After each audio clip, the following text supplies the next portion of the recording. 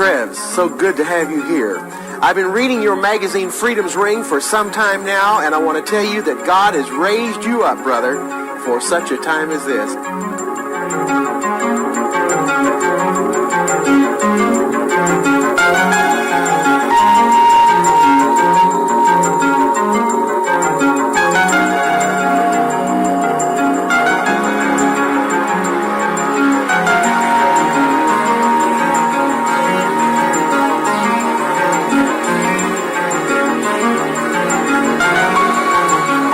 I know you have a lot to tell us, and before we get into it, let's ask God's Holy Spirit to be with us, because I want to tell you, from what I've already heard, you have a tremendous wealth of knowledge to share with us. So let's ask God's Holy Spirit to be with us right now. Will you kneel with me?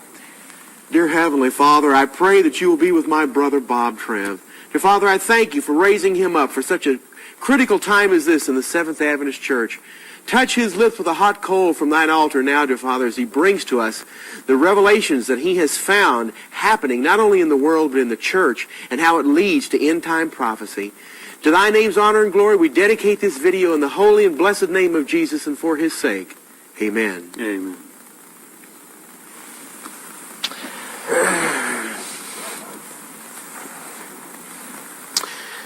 Bob, when I was on vacation recently, I took this bound volume of Freedom's Ring that you sent me, and I went through it with a highlighter pen. And I want to tell you, brother, it's been a long time since I have seen any document that has shaken me like this material that you have put together. The Lord has given you a knowledge and a insight into what is happening within our church. And what we want to do on this video is just to let you talk and to reveal to God's people the things that you have uncovered and put it on video for God's historic Adventist people to realize where we are in this church and in this earth's history. Before we get into this, though, I would like to know, and I think the Adventist people watching this video would like to know also, what your history has been. I've got to be perfectly honest with you. A year ago, I'd never heard of Bob Treftz. I didn't know who you were, and suddenly I see this Freedom's Ring everywhere and all this wonderful material and people talking about the material that you have brought out. Give us a little bit of your history. Have you been a Seventh Adventist all your life? Have you been through our educational system? How did Freedom's Ring come into existence? Give us an update. How did you get where you are now, Bob? First of all, John, I'd like to say it's really wonderful to be with you. We've enjoyed our experience here, and we feel that we owe you a real debt for the work that you've done with your celebration series. It has awakened the church like nothing else has, and it's a real honor to be here with you. I'm a third-generation Adventist, John, and I grew up loving the Lord, had godly parents. I spent a lot of time hiking out in nature as a boy and teenager, and I still do. I always have loved the influence of the Spirit of God coming through the Word as well as the natural world. And as a boy, I was keenly aware about the Second Advent. I had a picture of it in my bedroom, and I remember even praying to the Lord that the Lord would somehow give me a dream of what it might be like at the Second Advent. And I was keenly aware also about end-time events. I suppose it was about at the age of 11 that I picked up the Great Controversy, not this one, but I was so astounded by what I read. It gripped my heart like I think probably nothing I had ever read had gripped it. And I wondered, why am I not hearing these things in sermons? And this is absolutely fascinating, and my heart was just charmed by the story of the Reformation and Luther and the Waldenses. And ever since then, whenever I've been able to obtain old books on the subject of historical theology, I've gotten a hold of them, read them. I love Daubigny's History of the Reformation that Ellen and James White would read by the hour Sabbath afternoons. And as I went on through my educational experience in academy and then in college, I felt a deepening hungering for the Lord. And I got to the point in college where I would be spending 3 and 4 hours a day studying the Bible in the spirit of prophecy. Amen. I had a Honda Trail 90, and I loved to go up into the North Georgia mountains, the mountains of Tennessee, where the sparkling lakes and the rivers and waterfalls and commune with the Lord. Now, did you go to college at Southern Missionary College? Right. That's where I was. I went there as well as at Atlantic Union College. Yes, yes. Came through our educational system except for when I was in kindergarten and first grade was public school. So you were born and raised a Seventh-day Adventist and came up through our educational system just like I did. I got to ask you, how old are you, Bob? 42. 42. You beat me by 2 years. I just turned 40. So we come from the same generation. I think that's right. obvious. That's right. Both born and raised in the Seventh-day Adventist Church. Now, what happened in your college years? You gave me a little hint of that earlier. You know, John, that's an interesting point you make. We're both of the same generation, same vintage, and we have seen the complete turning inside out of our movement. You can say that. And that has concerned both of us and led us to do what we're doing. But your question was, what did I see in college that stimulated and concerned me? Yes. Well, in the college dorm, you could walk from one end of the dorm to the other, 400 fellows, and not miss one word of the main rock station in Chattanooga. Oh, you found that to be true in your dorm too, huh? It was so bad, there was a young student, a doctor's son there, who was 16 years old, and he came one day to my room and he said, "Bob, I am losing my mind here. The intense worldliness, doors open with the music just pouring through the hallways, no relief." Right. So I said to him, "I have the answer for you." And I said, "You come with me." And we hopped on my Trail 90, and 1 hour in the mountains, he was just fine. But it was during that time that I read the statement of the Spirit of Prophecy that the hours of sunrise and sunset are God's appointed time for meeting with the youth. And I would jump on my cycle and go out and be there when the sun rose and be up in the hills when the sun set, just worshiping God. It was the most thrilling experience. And those rides out in the mountain, it was an Enoch type of experience. I was 19 years old, and, you know, the ages around that. And I just reveled in the freedom and the communion with God. To me, it was the greatest thing in the world to be able to commune with the Creator. Amen.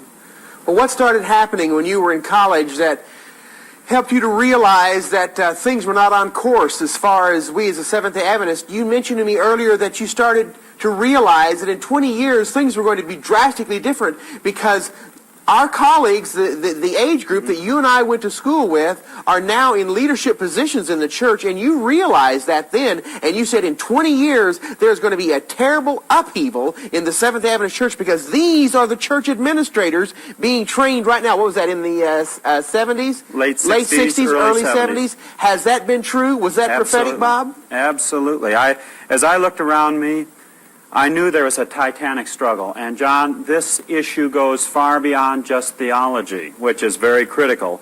It goes into the very core of our experience. Absolutely. With the fear of the Lord, are we going to surrender and submit to the Lord, or are we going to imbibe of these things? Yeah. And as I looked around, I said to myself, in 20 years, we're going to see upheavals in this church like you wouldn't believe. You said earlier, I appreciate so much, Bob, your honesty and forthrightness. And you admitted to me, you said, "John, I've got to be honest and truthful with you, that I got caught up in the Ford heresy." Tell us about that. Well, after I did a stint in Africa under the Adventist Volunteer Service Corps, teaching college and academy right out of the Bible, incidentally, in the Spirit of Prophecy. It was a tremendous experience. And I had a good, excellent Bible teacher in college who comprehended the great controversy issues. That was very meaningful to me. And I came back and I attended the seminary. I was very shocked by the ecumenical stance of the seminary. I will say this, there are some good men there, but the overall cast is an ecumenical type of cast and network. I found the same thing to be true in And my theological training. it was very disturbing. There is, of course, new theology being taught there. We know that 2020 Vision now is being used. Yes. And whole departments are in that category. How did you get sucked up into this Ford thing, though, Bob? What happened was, after 5 quarters at the seminary, I went to my wife and I. This is Andrews, yeah. Right. I knew I had to answer some of these questions. Even after having studied the Spirit of Prophecy in the Bible for hours, every day for years, it was so disturbing to me, the things that I encountered, that I knew I needed time to answer these questions for myself. Was it the situation with the heavenly sanctuary, the things they were twisting concerning that? That's what I found when I was at Southern Missionary College. It was, with me, it was it didn't jibe with the book Great Controversy. It didn't jibe with the three angels' messages. You know, what didn't jibe? What they were saying? The whole cast of the approach at the seminary bothered me. The approach toward Rome was very significant. Yeah. Here, I cut my teeth on Great Controversy. Great Controversy. Amen. And it didn't square up. It didn't square up with what I had taught.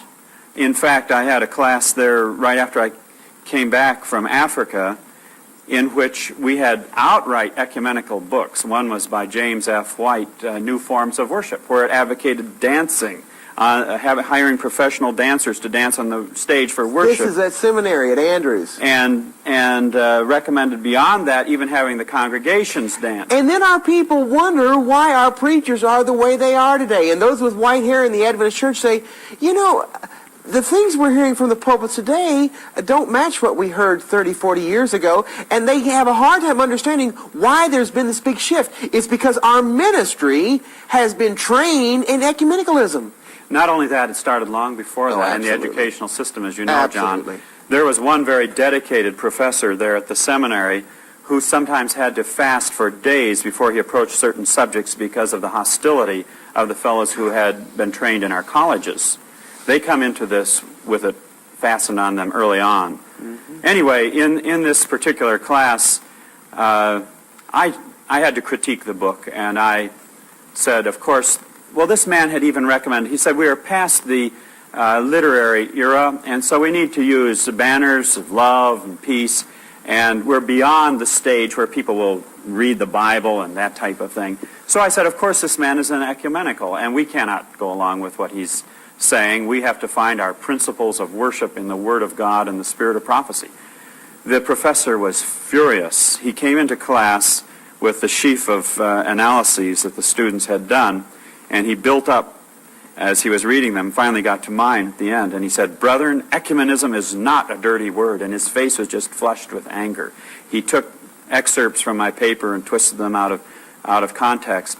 And a couple of weeks later, he called me into his office, and he asked me the question. He said, "Are you an American?"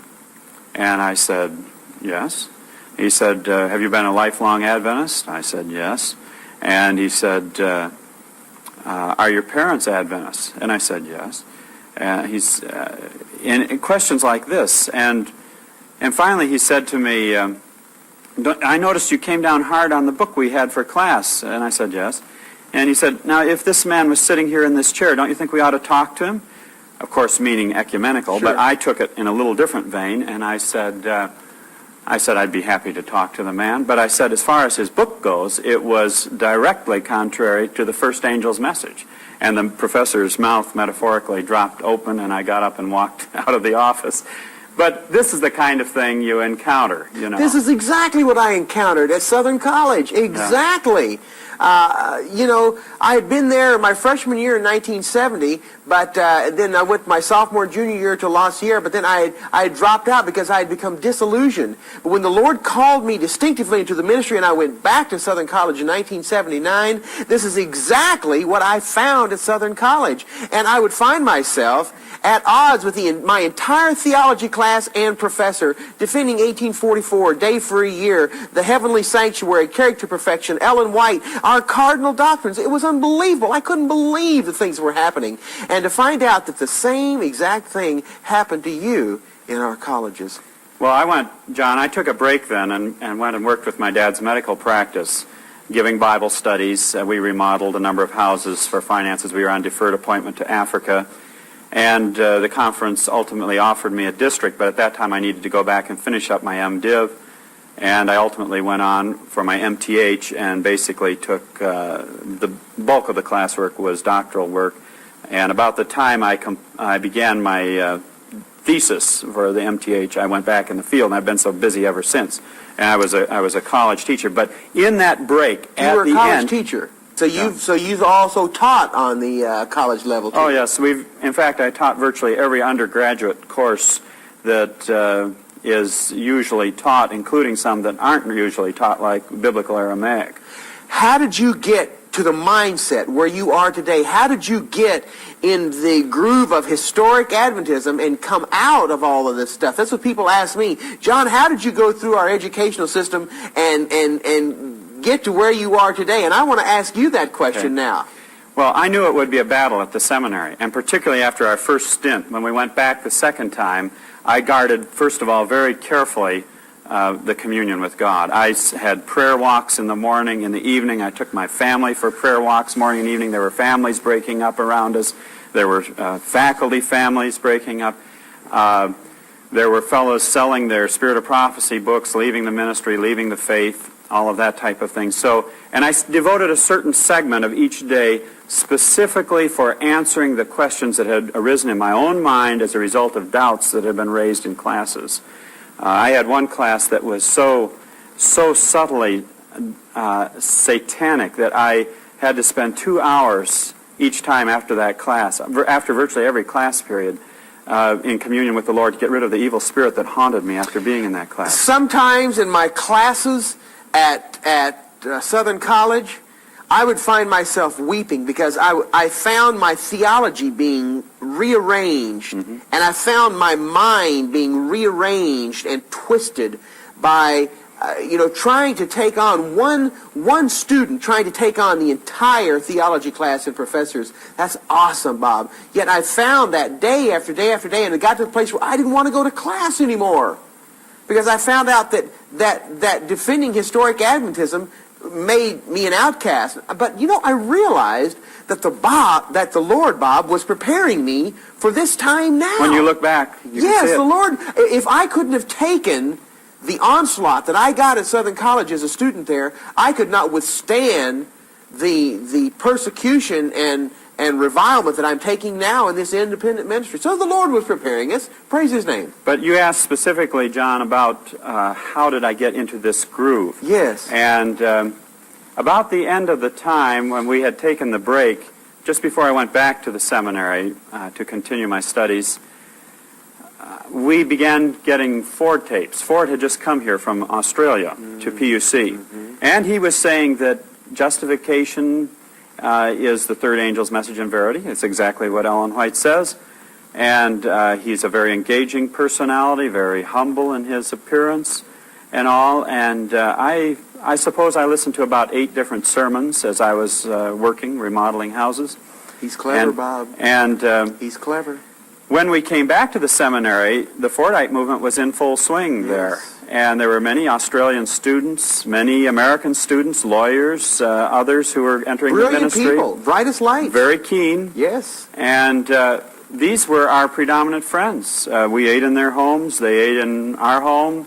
We had fellowship, and we had many experiences together. But that fall, I went back to school in the summertime, but that fall, I received the Pacific Union College forum tape in which Ford began exposing what his real position was on the sanctuary. And that was what really began triggering things in my experience. And I knew something horrendously was wrong. It didn't jibe with great controversy. It didn't jibe with our historic Adventist position on the sanctuary. I began getting up at 3 o'clock in the morning, night after night, reading Leviticus 16 in Hebrew, Daniel 8 in Hebrew, Hebrews 8 through 10 in Greek, wrestling with it. I remember one time I went on a walk and I said, Lord, give me light on this. And so I not only began researching that subject in depth, but I began studying one subject after another of Ford's entire theological package. I studied his issue on the nature of sin, his doctrine, compared it with Ellen White and the Scriptures, the nature of Christ, the issue of obedience, justification, sanctification, the Sabbath, sanctuary, how the whole package fit together. And I came to the conclusion that there were 2 systems of theology struggling for the mastery in a life and death combat in our structure. And during this time, that fall, I was in the Fordite movement. I was the acting treasurer, and at Christmas time they put my name up to be president of the organization. And I declined because I had had enough doubts at that point as to where it was going. And I told them I don't know enough about where this movement is going. I did further research, and I came to the point about February, it must have been, of the next year. What year was that? That would have been 81. No, sorry, that would have been 80. I came to the point that it was not of the Lord. In fact, even the justification concepts were forensic-only justification instead of the kind of concept we see in First Selected Messages 366.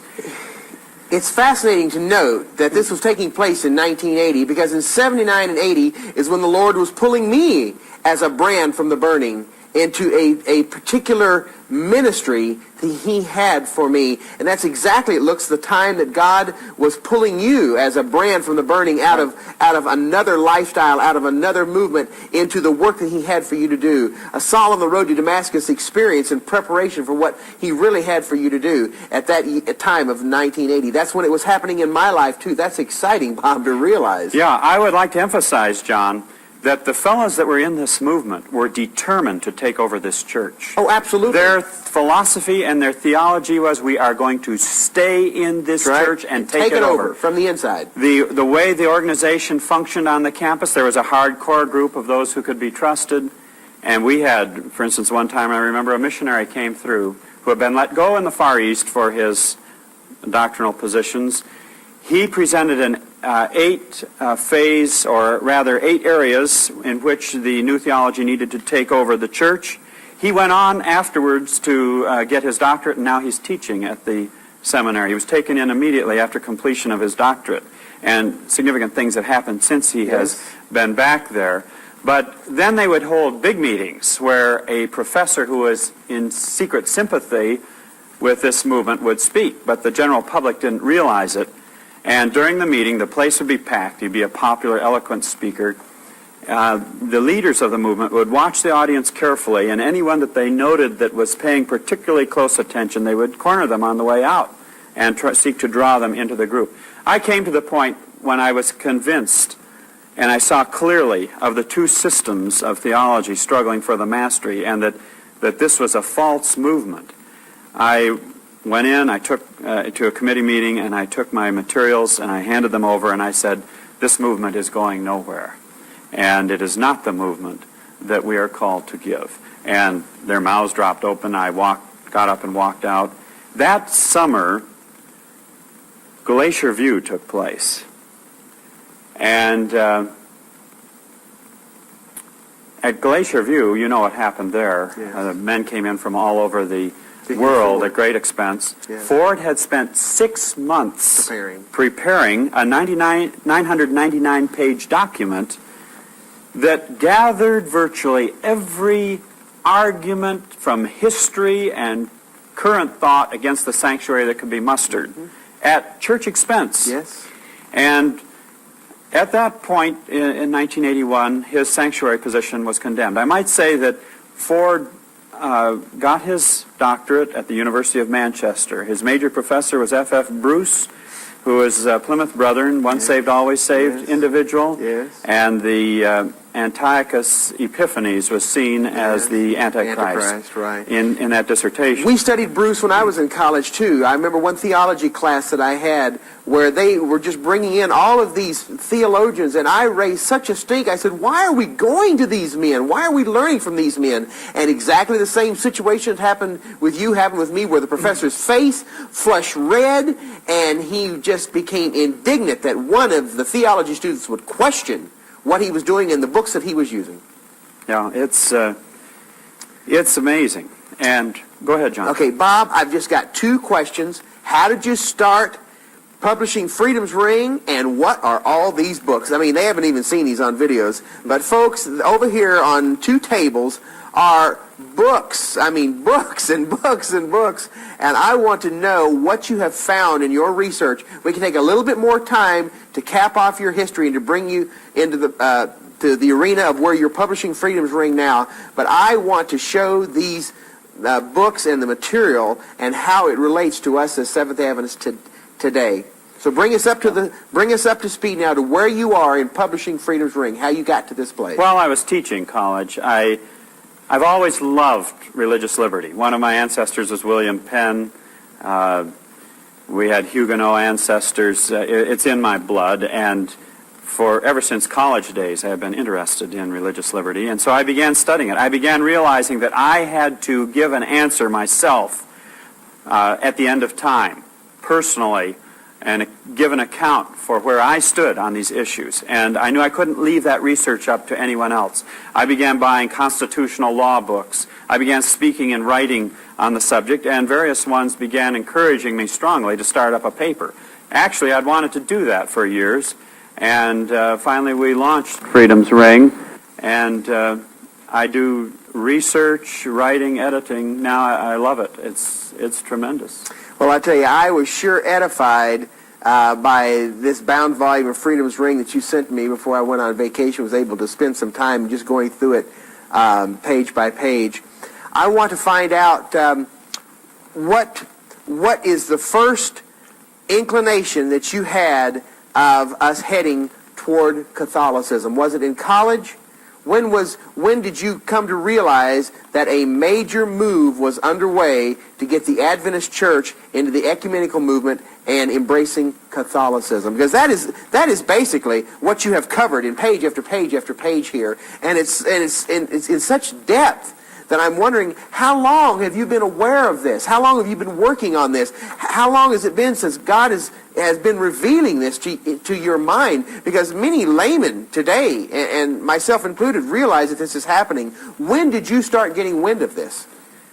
First of all, John, I want to give all the glory to God, because there are times when God has led me in a bookstore to a certain page as I've opened the book, and I have said to myself, I've got to buy this book just for that one sentence. Yeah. Well, the question is, how did I begin to become aware of Catholicism? I'd like to show you a book here, John. Show us these books that you've got, Bob.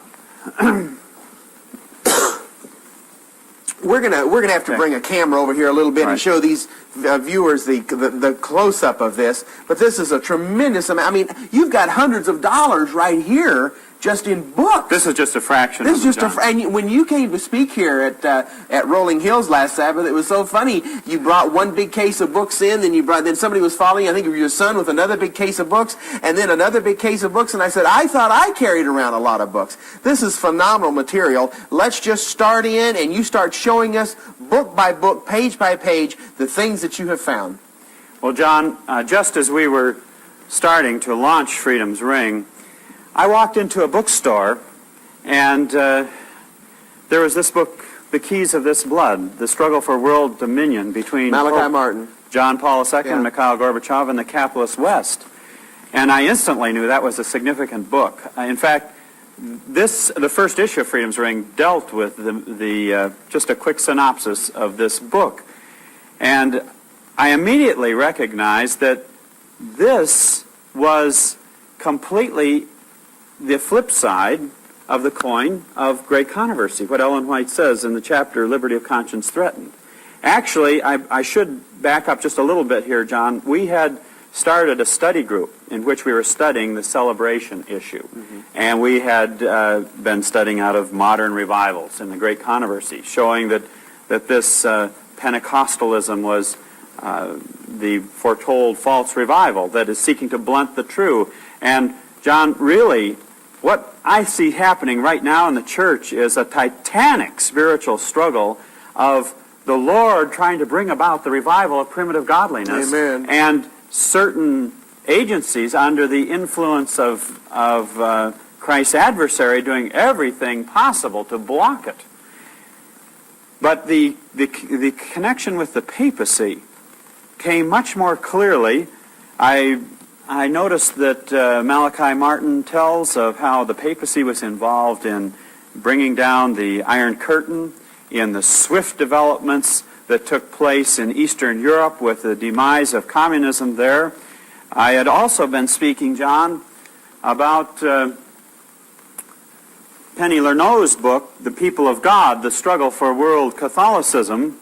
And in this book, Penny Lerneau, who is a liberal Catholic writer and worker in South America and Inter-America, tells of how John Paul II is wanting to take the entire world back to the way it was before the Protestant Reformation. It's a movement called Reconstructionism, and it is a movement that involves integralism, which means integrating all of life under the domination of the papacy. And so I was aware of some of these developments that were taking place. In Malachi Martin's book, he discusses in a chapter there the picture of John Paul II contemplating the world scene and categorizing each ideological entity that he is having to overcome in his drive for global domination over every individual, over every nation, over every religion, over everything in the world. And in one compartment, in one room, he classifies the minimalists, and Seventh-day Adventism appears right there. It's right in the book. And the position of John Paul II, according to Malachi Martin, as he surveys the Seventh-day Adventists and people in that category, the minimalists are people who don't believe that they will ever have a majority of the human population on their side. He says that the Seventh-day Adventists, the minimalists, are going to have to fit into the New World Order or become extinct. Mm-hmm. And so... Or become extinct. Does that remind you of Revelation 13 about us being killed? Absolutely. Verse 15, yeah. I believe it is, that they shall be killed, that if we do not go along with what they want, we will become extinct. Right. Right. Exactly. And he says individuals may hold out for a longer time, but it will come to the point where they'll have to fit in, or else become exterminated. Extinct. Yeah. Exactly. And so we dealt in the second issue of Freedom's Ring with the John Paul's confident assessment of the minimalists and Seventh-day Adventists in particular, that they will be absorbed into the full faith of the Roman Catholic Church ultimately. The thing that was so fascinating for me in your bound volume of Freedom's Ring, and listen, right here at the outset, let's give your address of how the people can get copies of Freedom's Ring. If anybody does not have copies of Freedom's Ring, Bob, do you call it a magazine, a newsletter? It's a paper on a religious paper. Okay.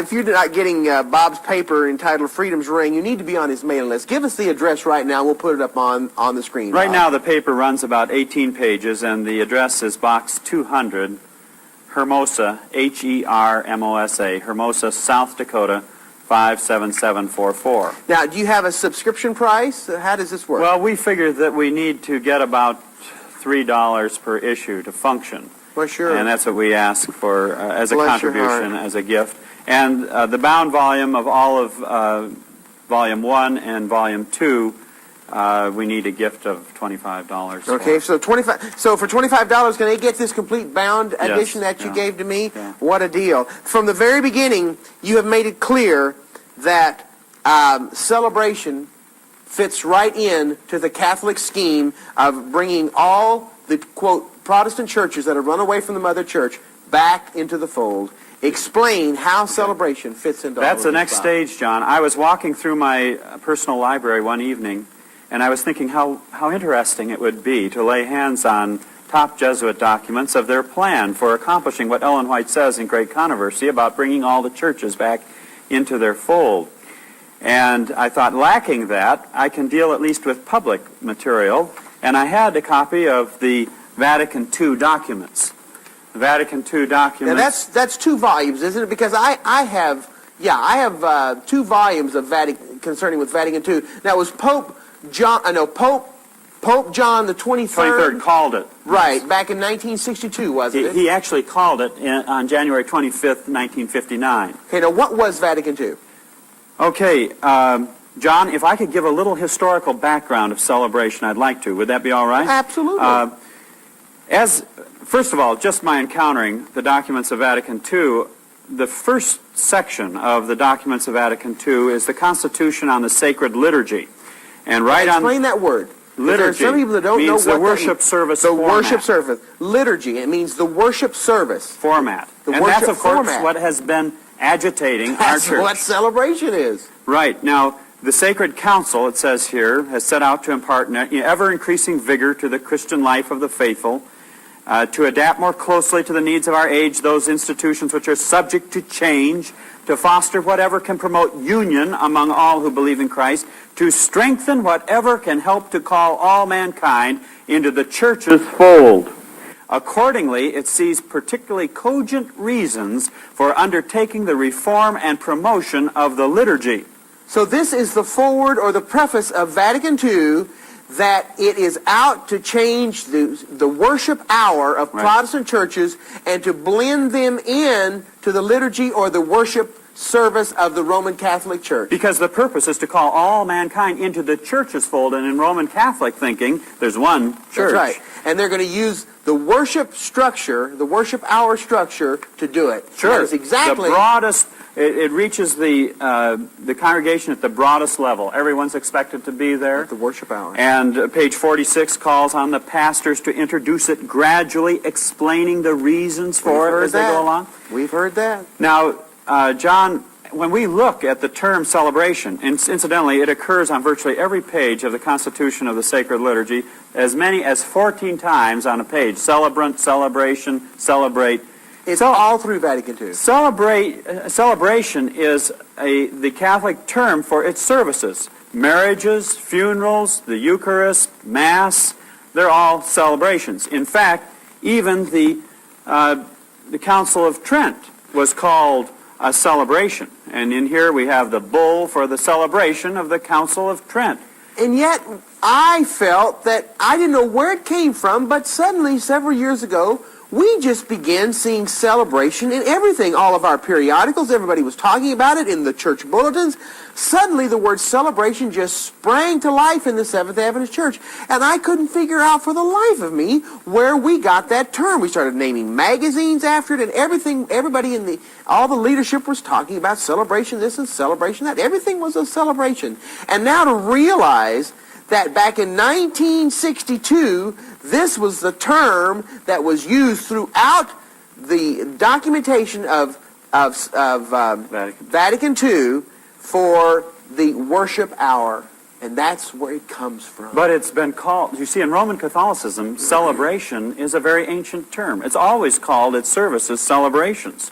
Right, like the Council of Trent was in the 16th century. And we've just adopted this Catholic term. All the sessions of the Council of Trent were called celebrations.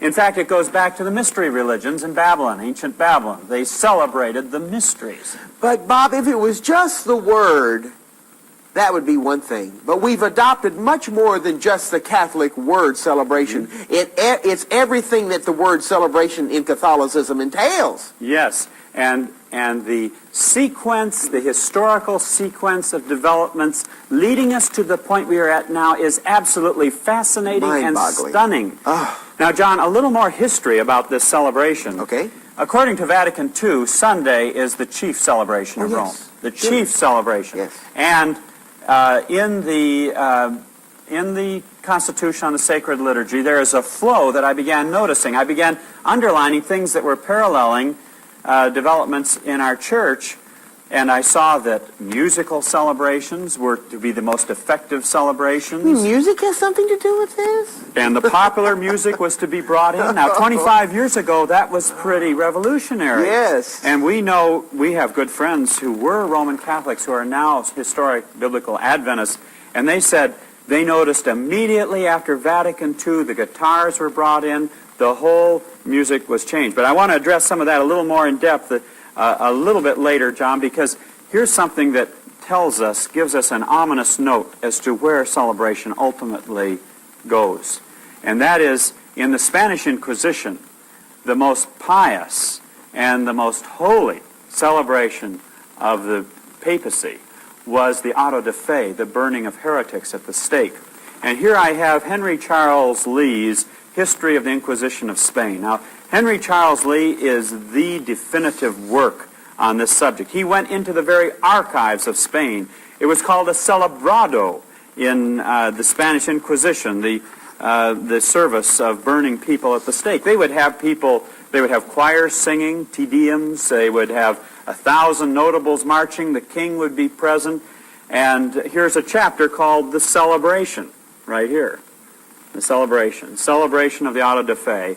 And if people found that they were losing their nerve as they watched people burning at the stake and wanted reconciliation with the church, they could request that, and the inquisitors would speak with them. And if they decided to grant them reconciliation, canon law said that they had to spend the rest of their days in prison. So you were faced in the Inquisition, if you were even suspect of a heretic, being a heretic. And Leonard Levy, in his Origins of the Fifth Amendment, a Pulitzer Prize-winning book in 1969, says that anyone that got in the toils of the Inquisition, of all of those individuals, there is not one record of anyone ever escaping unscathed. So once you were suspected, that was it. And it was the stake, if you were faithful, imprisonment, if you recanted. So you had to be so totally against the heretics to escape being even caught. It's kind of like, reminds me of the French Revolution, to where anybody that was even suspect of being a sympathizer was taken to the guillotine. That's right, John. And Henry Charles Lee also has definitive work on the Inquisition of the Middle Ages. And he tells in this book, this is just a paperback section of it. The 3-volume set is about, yay wide. But he tells of how the inquisitors would come into an area, they would call all the population out, and everyone was to tell everything they knew about any heretics. There was only one area that escaped from this, and that was because the people covenanted not to tell on each other. And the inquisitors couldn't do anything. It was still in the early stages of the Inquisition. They had ways of dealing with that later on. But betrayal of others was the proof of conversion, you see. And what happened was the Inquisition was designed to instill terror in the population, utter fear, so that the people would subject themselves, tell everything they knew. They had records of everything across Europe, and any heretic, their genealogy was examined, and they kept records for generations. But, Bob, that was hundreds of years ago. That doesn't have anything to do with the Adventist Church and what we're going through today, does it? Well, what does Great Controversy tell us in the chapter, Liberty of Conscience Threatened? I'm being facetious, obviously. I know, John. That's exactly what it's coming back. It's coming back. It's coming back, and the Pope is absolutely clear that this is where he's wanting to take us to. You see, the Inquisition was the effort to impose uniformity and unity in the church. And in the name of unity, they burned people, imprisoned them, cut their tongues out, tortured them, whatever. So this what we see of persecution of historic Adventists today in the Seventh-day Adventist Church is minuscule in comparison to what we are going to see in the coming months and years. This is just the beginning. This didn't start out, the Inquisition didn't start out doing this horrendous crimes against mankind. It started out subtly, just as the persecution is starting out now in the Seventh-day Adventist Church subtly. But I want to tell our historic Adventist people that we haven't seen anything. This is child's play in the comparison to what God's people are going to have to go through from their very own fellow Seventh-day Adventists before this thing is all said and done. Bob, how have we played into Rome's hands? How have we done their bidding? How has our leadership come to the place where we are following the history of the Inquisition? Okay, John, I'd like to look at a sequence of developments here with you on this very subject historically. Just look at the facts, and that's what my concern is, to look at the facts. In the 1950s, we as Biblical Adventists know that there is tremendous ferment in our church over the evangelical conferences. 1956, 1957, questions on doctrine. Mm-hmm. And then in 1958, it's very interesting that G.C. Berkouwer, a prominent Dutch Reformed theologian, put out a book, Recent Developments in Roman Catholic Thought, where he examined what was going on in the thinking of Roman Catholicism, and he warned the world that if they could not take a position of we know based on the Word, they would lapse back into the ex cathedra decisions of Rome. The very next year, 1959, Pope John the 23rd, January 25, announces his intention to call an ecumenical council. 1962 to 65, you have the Vatican Council meeting, which would forever change the face of the religious world. And this, of course, calls for revitalized celebration services to attract the world back into the fold of Rome. Now, immediately after that council, In 1966, the Catholic charismatic movement begins exploding. And this all can be documented, John. We have this book, The Pentecostal Movement by Edward D. O'Connor, the definitive study of a dynamic spiritual rebirth from the standpoint of Catholic theology and its significance in Catholic life. So and thought it's Catholics looking at Pentecostalism. I'd like to see that. Well, John, there's a lot more. There's a lot of material that can be produced on this subject. Catholics looking into Pentecostalism and us understanding today how Pentecostalism fits in with the Catholic strategy to unify all the churches and how they plan on using this speaking in tongues and the charismatic movement and how it ties in with love and unity. Have we been hearing about love and unity in the Seventh Adventist Church? We've been hammered with it for decades. Oh, it's nauseating, Bob. It's that lovesick sentimentalism that Ellen White talks about. And we have just been inundated from every direction with this banner of love and unity, and it comes right out of Vatican II. I mean, reading this material of yours is just phenomenal. This is what's going on in the Seventh Adventist Church. And to realize that it came out of Vatican II in 1962, and that's what we see, here 30 years later in the Seventh Adventist Church. Exactly. If we are not walking closely with the Lord in the fear of the Lord, we get swept into all of this. At the end of time, there's only two camps, those who are standing on the three angels' messages and Babylon.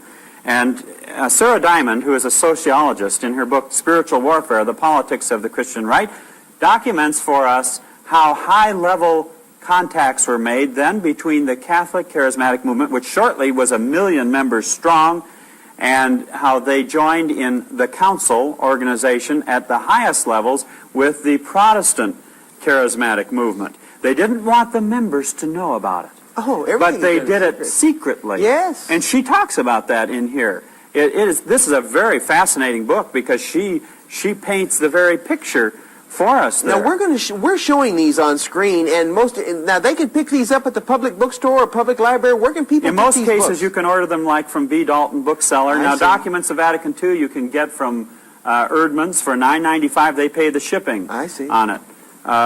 You may have to special order them. Any diligent researcher, though, can get their hands on these books that you're referring to. Oh, absolutely. I noticed here that it talks about how that they realize that they must educate the ministry into celebration. Oh, yes. That's exactly what we see going on today in the Seventh Adventist Church. Every institution of higher learning was to promote ecumenism.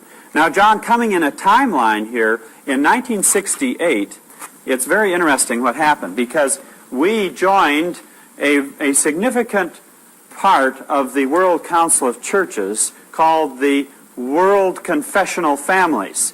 And this book documents it, Dictionary of the Ecumenical Movement, which just came out. It costs about $70, this book.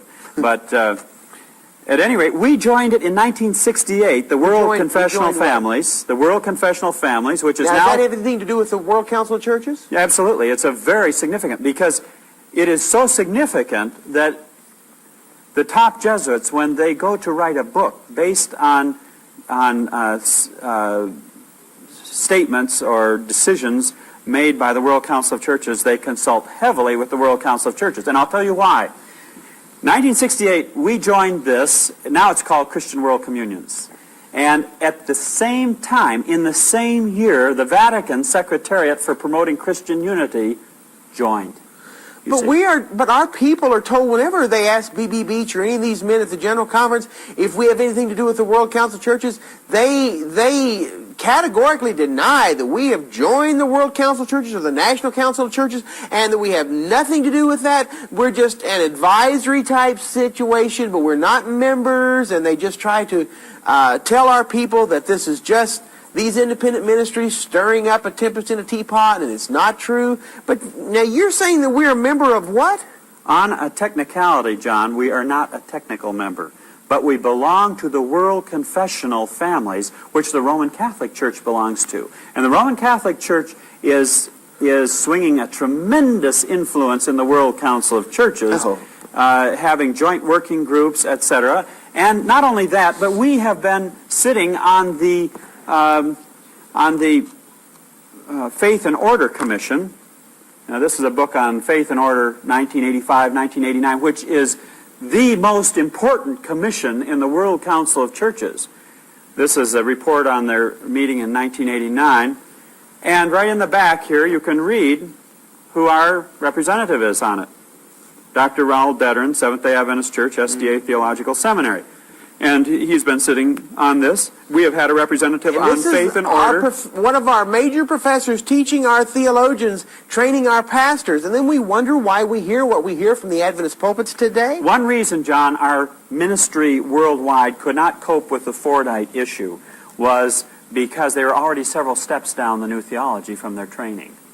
For decades now, new theology positions on the nature of sin and the nature of Christ have been taught at the seminary, and that's why the rank-and-file minister couldn't come to grips with it, because he was already several steps down that road. You say here that the pattern was set, celebrate, then annihilate. Now, what do you mean by that? Well, that's just what we were talking about, because the union of the churches, according to great controversy, is the last step before persecution. And persecution at the end of time ultimately winds up in the universal death decree against the faithful. Bob, can we give encouragement to our historic Adventists that the fact that the celebration movement from Catholicism has now come in full force into the Seventh-day Adventist Church, that the next step is major persecution and the time of trouble, that this is just the precursor of what we're going into as far as the time of trouble, the beginning of the time of trouble? John, this is not my position only. Talking to other prominent, faithful, eminent leaders of our church who are biblical Adventists, they concur with this, John, that we are now in the early stages of something that is going to develop and deepen and become worldwide, global. And as we see the New World Order developing, and all of these things, maybe a little later on we can look at some of the constitutional international developments, but all of these things point to the striking fulfillment of what we have been preaching, John, for years and years. What an exciting time to live. What does celebration have to do with the three angels' message? Well, celebration for the Roman Catholic movement and for the World Council of Churches is their code term for liturgical change and liturgical matters, just like Rome's code term for labor unions is what? Solidarity. Oh, yes. You see? That's here in America as well as over in Poland. Sure. So this is their term for the convergence of the churches. Now, John, by the time we get to 1974, there's secret high-level union taking place now between the Catholic and Protestant charismatic movements. 1977, of course, the World Confessional Families are meeting in Rome, and our representative at those meetings, B.B. Beach, gives the gold medal to the Pope on May 18 of 1977. In 1981, Father Braun, Roman Catholic, gives the keynote address at the Full Gospel Businessmen's Fellowship World Convention. The Vatican Charismatic Movement monthly publication in the 1980s, New Covenant, mirrors the Protestant Pentecostal paper Charisma. So you have now convergence taking place.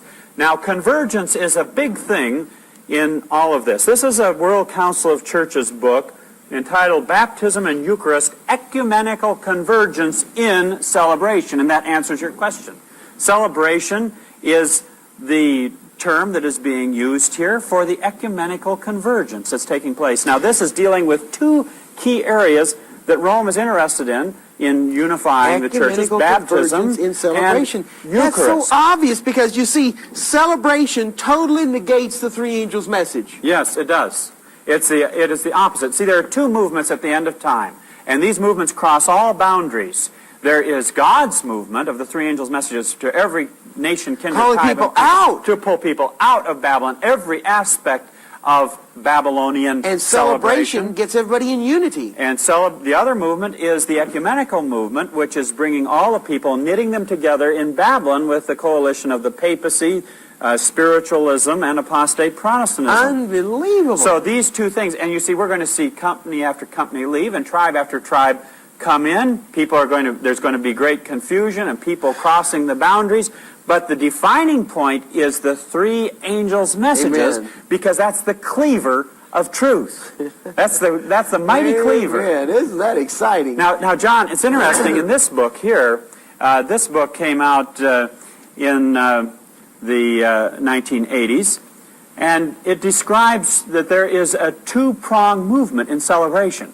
One is to change the liturgies, and as the churches come together theologically and ecumenically, the liturgy expresses the convergence that is taking place substantively in the thinking of the churches, and they converge together liturgically. So the first prong is liturgical convergence. The second prong is that's adopting the same type of worship style. The second prong is to bring all the churches under the control of the church, all the individuals under the control of the church, and the church will regulate all of human life according to the times.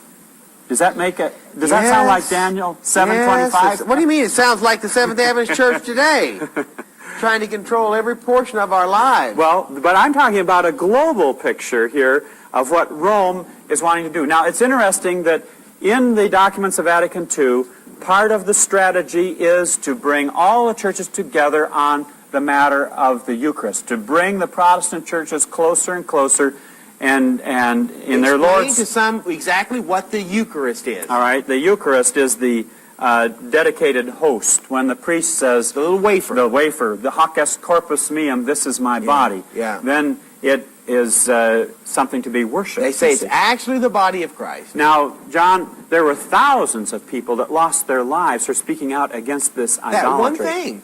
They would be put to death just for a word against it. If they didn't kneel as it went by in a procession. Incidentally, processions are being called for. There is so much that is involved in all of this.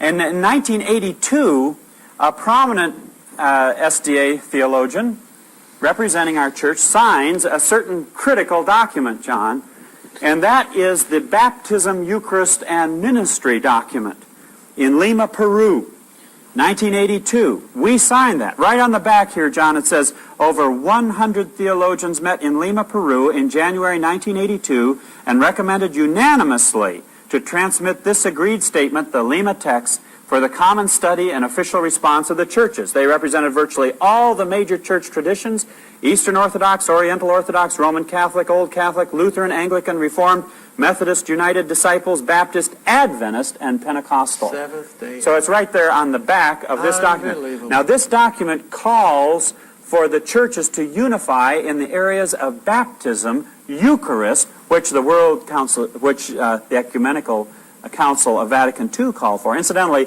ask for Volume 1 when you get it from Erdman's. Baptism, Eucharist, and ministry. So the integration of the ministry is involved, John, and we've been seeing that for years. Absolutely. In some areas, our Adventist ministers now are the leading ecumenical ministers. They have been holding the worldwide week of prayer for Christian unity, which is viewed by the World Council of Churches as one of the most fundamental things that has to be done for ecumenical unity. And we are now hearing reports from the East Coast, the West Coast, New Zealand, Australia, of ministers calling the Lord's Supper the Eucharist. They are calling the people forward to receive the bread in the front, Roman Catholic style.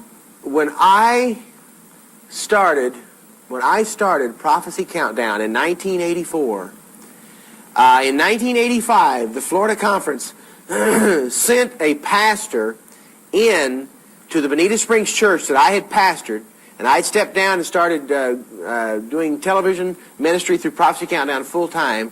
The pastor that they sent in to take my place, I remember how startled I was in our first communion when the pastor, the Seventh-day Adventist minister that the conference had sent in to take my place, and by the way, to get me out of that church, started using the term the Eucharist in referring to communion. I couldn't believe it. He started using Catholic terms. This is the first hint that I had ever had of how our Seventh-day Adventist ministers were being trained to use Catholic terms. It was unbelievable. Here in your paper, Freedom's Ring, you not only have that celebration is the Vatican code word for the new style church services, but you go on and show how that the reading of the Psalms, now there's nothing wrong with reading of the Psalms, I read the Psalms all the time, but how it plays into the celebration movement. You also bring in about the physical movements in celebration, such as applause. They were necessary, viewed as necessary physical movement in and celebration. You have brought in all this stuff and gone to Catholic sources and found how that all of this stuff was part of the things that were mandated there out of Vatican II for celebration. This is exactly what we have in the celebration movement. The Garden of Prayer is right here. The Garden of Prayer, the applause, the reading of the Psalms, the words upon the screen. I mean, and then the music. You go into the music, how this has all been planned.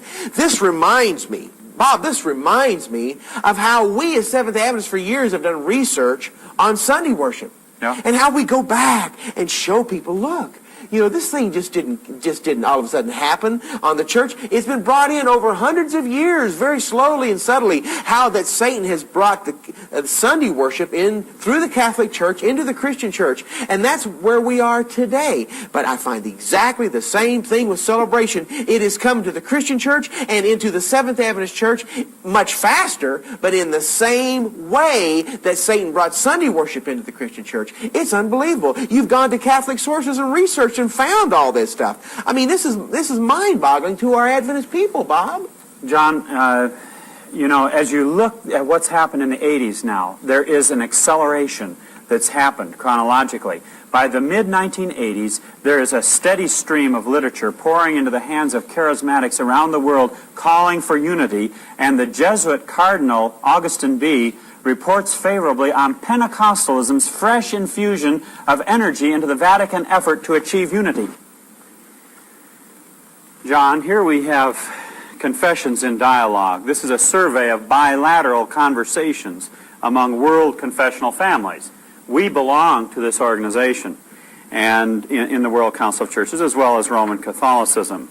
Now, in this book, it's very significant and very interesting that in 1972, meetings were held between the Pentecostal Church and the Roman Catholic Church. The dialogue was between the Vatican Secretariat for Promoting Christian Unity and actually had its beginnings in 1969 and 1970. Now, the Vatican joined the World Confessional Families in 68, the same year that we did. 69, they're talking with the Pentecostals. Are you saying or hinting that there is some type of union that has taken place between the Catholic Church and the Pentecostal Church to use the Pentecostal tongue-speaking charismatic movement, tying it in with Catholicism to bring a one-world church and a unity among all churches? Let me tell you exactly what they say. The concluding sentence of the account of the 1973 meeting illustrates the amazing change in mutual attitudes that has occurred within the last few decades.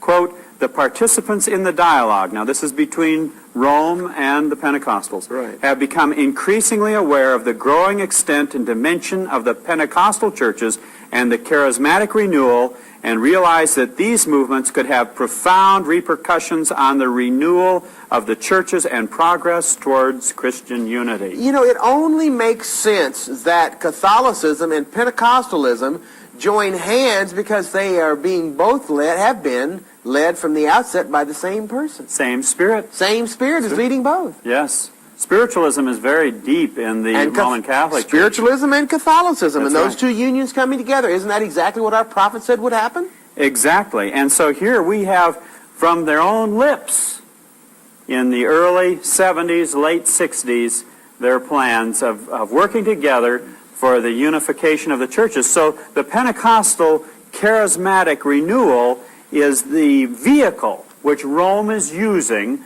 to bring all the churches back into her fold. That's why we have the Pentecostal dimensions to the celebration movement in our church. And how are they tying the Eucharist into all this with Pentecostalism? That's right. The Eucharist is seen as the basis for Christian unity. Okay?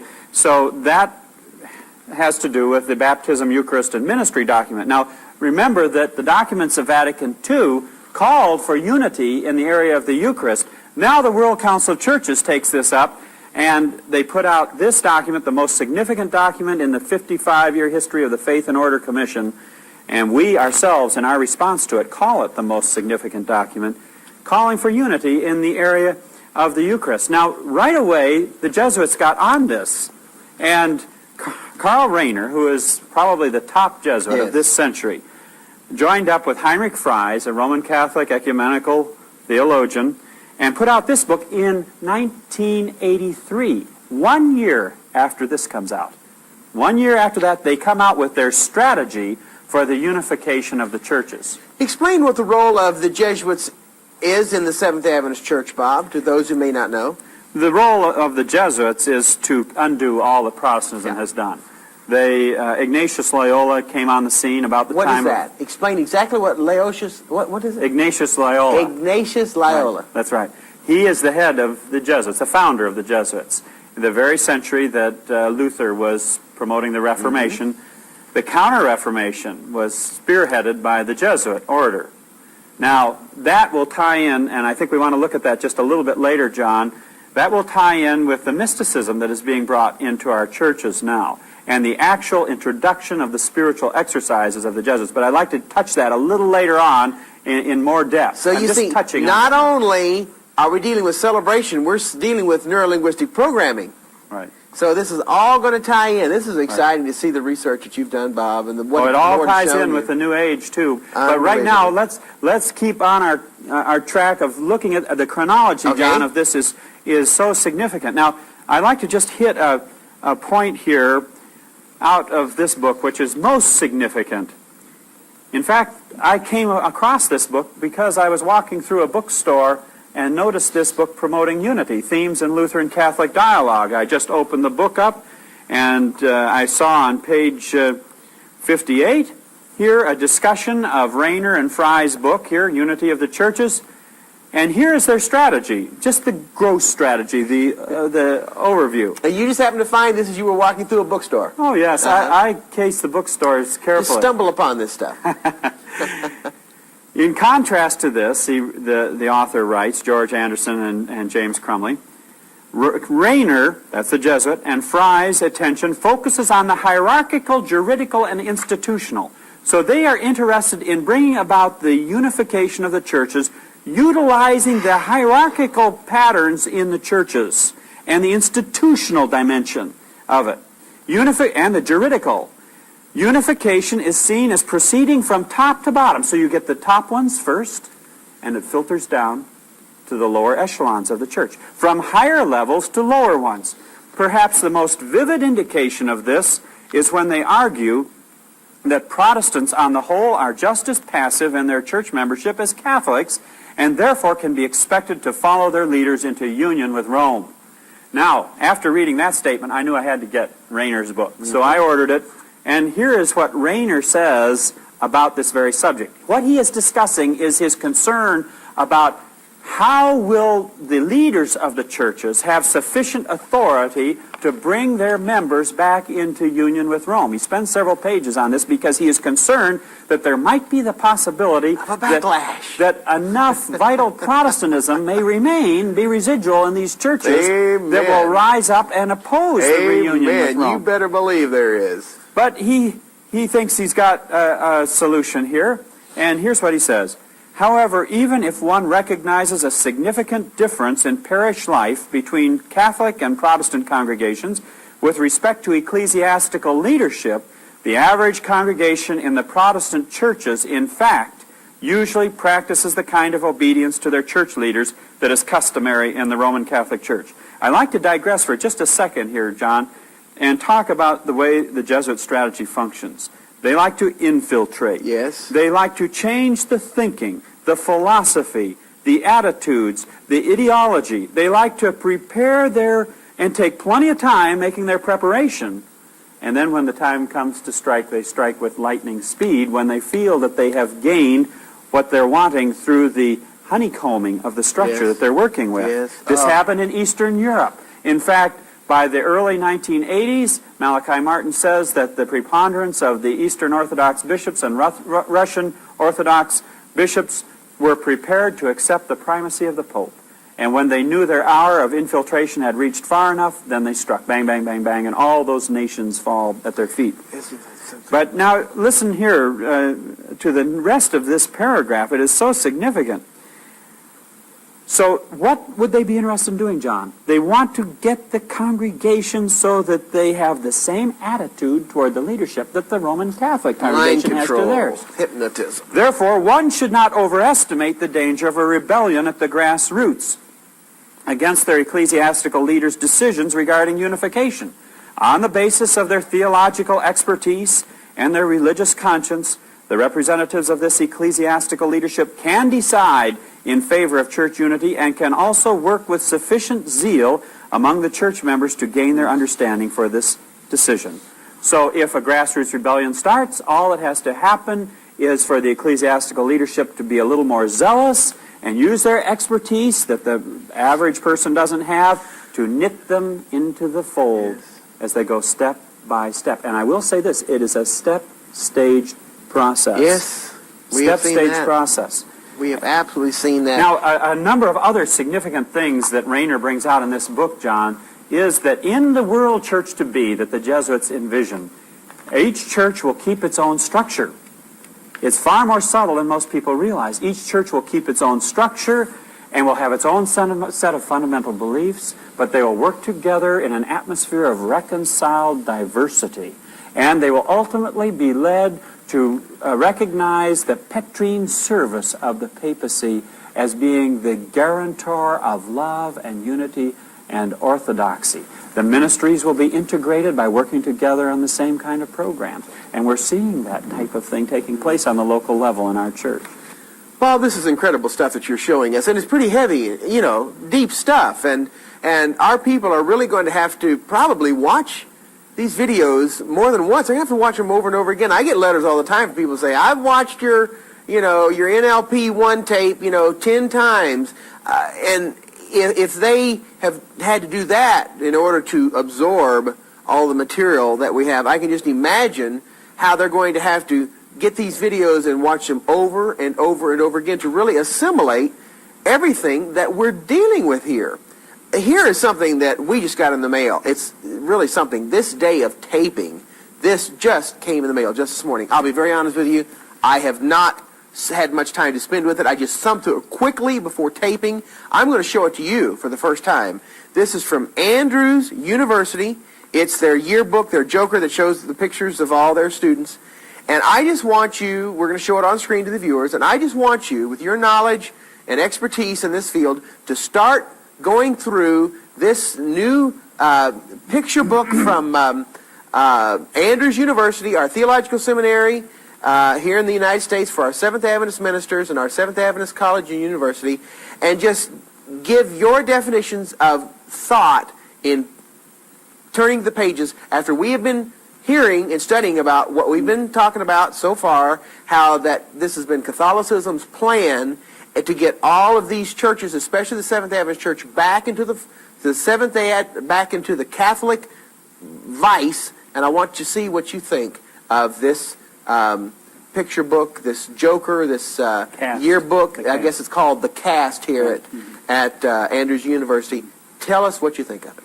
John, this is one of the most striking things that I've seen. I heard about this before I have heard about it too. This is the first time I've seen it. Today is the first time I've seen it.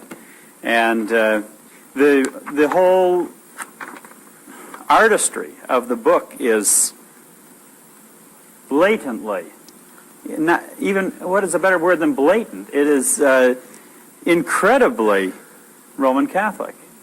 First of all, here right on the title page, we have the two fingers of the Pope, the papal sign that Ellen White utterly condemned. Yes. And then we have the picture of apparently the Virgin Mary. It's in the same posture as the Virgin Mary is characteristically pictured, with a halo. And then you go through a few pages of the pictures, and then you have another figure, medieval figure with a halo of sorts on the head, and you pass through some more pictures, and you have a monk with a shaven crown, pondering with a halo around his head. Now, Bob, what would possess Andrews University to print this abomination? Well, you know what I think it is, John? I think it's the same thing that possessed Malachi Martin to write his book. They are so confident now that they are being bold. Blatant. Bold. The Roman Catholic plan for the takeover of this planet is not secret, stealthy thing anymore. Yeah. It's open. It's right there in the open, just like Mein Kampf with Hitler. The next picture. This is, to me, probably one of the most startling ones in the book. Offensive. And offensive. Look at the scantily clad aspect of Christ, and there is the pouring of water instead of the baptism.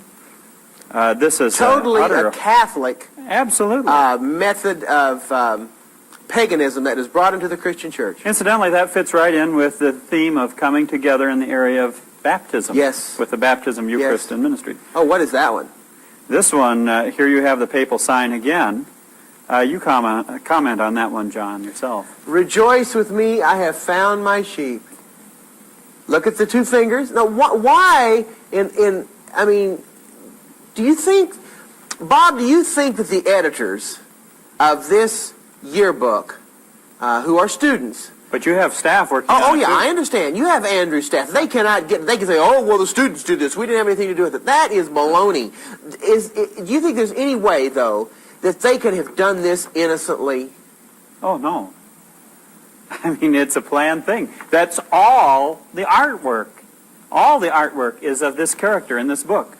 And coming along here, we have Catholic rendition of the Lord's Supper. You have the halos, and coming on further, here's a very striking one. At that time thy people shall be delivered, every one that shall be found written in the book. Now, what is that saying? That's saying that those Catholic people there, the monks, the priests, are part of God's people during the time of trouble, and these are the 144,000. The nuns, these are the ones that will be delivered. This is unbelievable. I mean, did you ever dream that our church, that our institutions, that people calling themselves Seventh-day Adventist would not only be looking at, but be promoting and printing and endorsing this type of thing in the periodicals of our institutions? And the significance of Andrews is enormous, because there you have the pastors in training, the administrators, the teachers from the entire world field. Here's one of a figure with the nun's neck piece that comes way up to the chin. And on the back is one of the most significant of all. Behold the man, it says, and there's a Catholic picture of Christ with the two-finger sign of the Pope with one hand, and in the other hand there's a crystal ball, which represents the union of spiritualism and the papacy. Yes.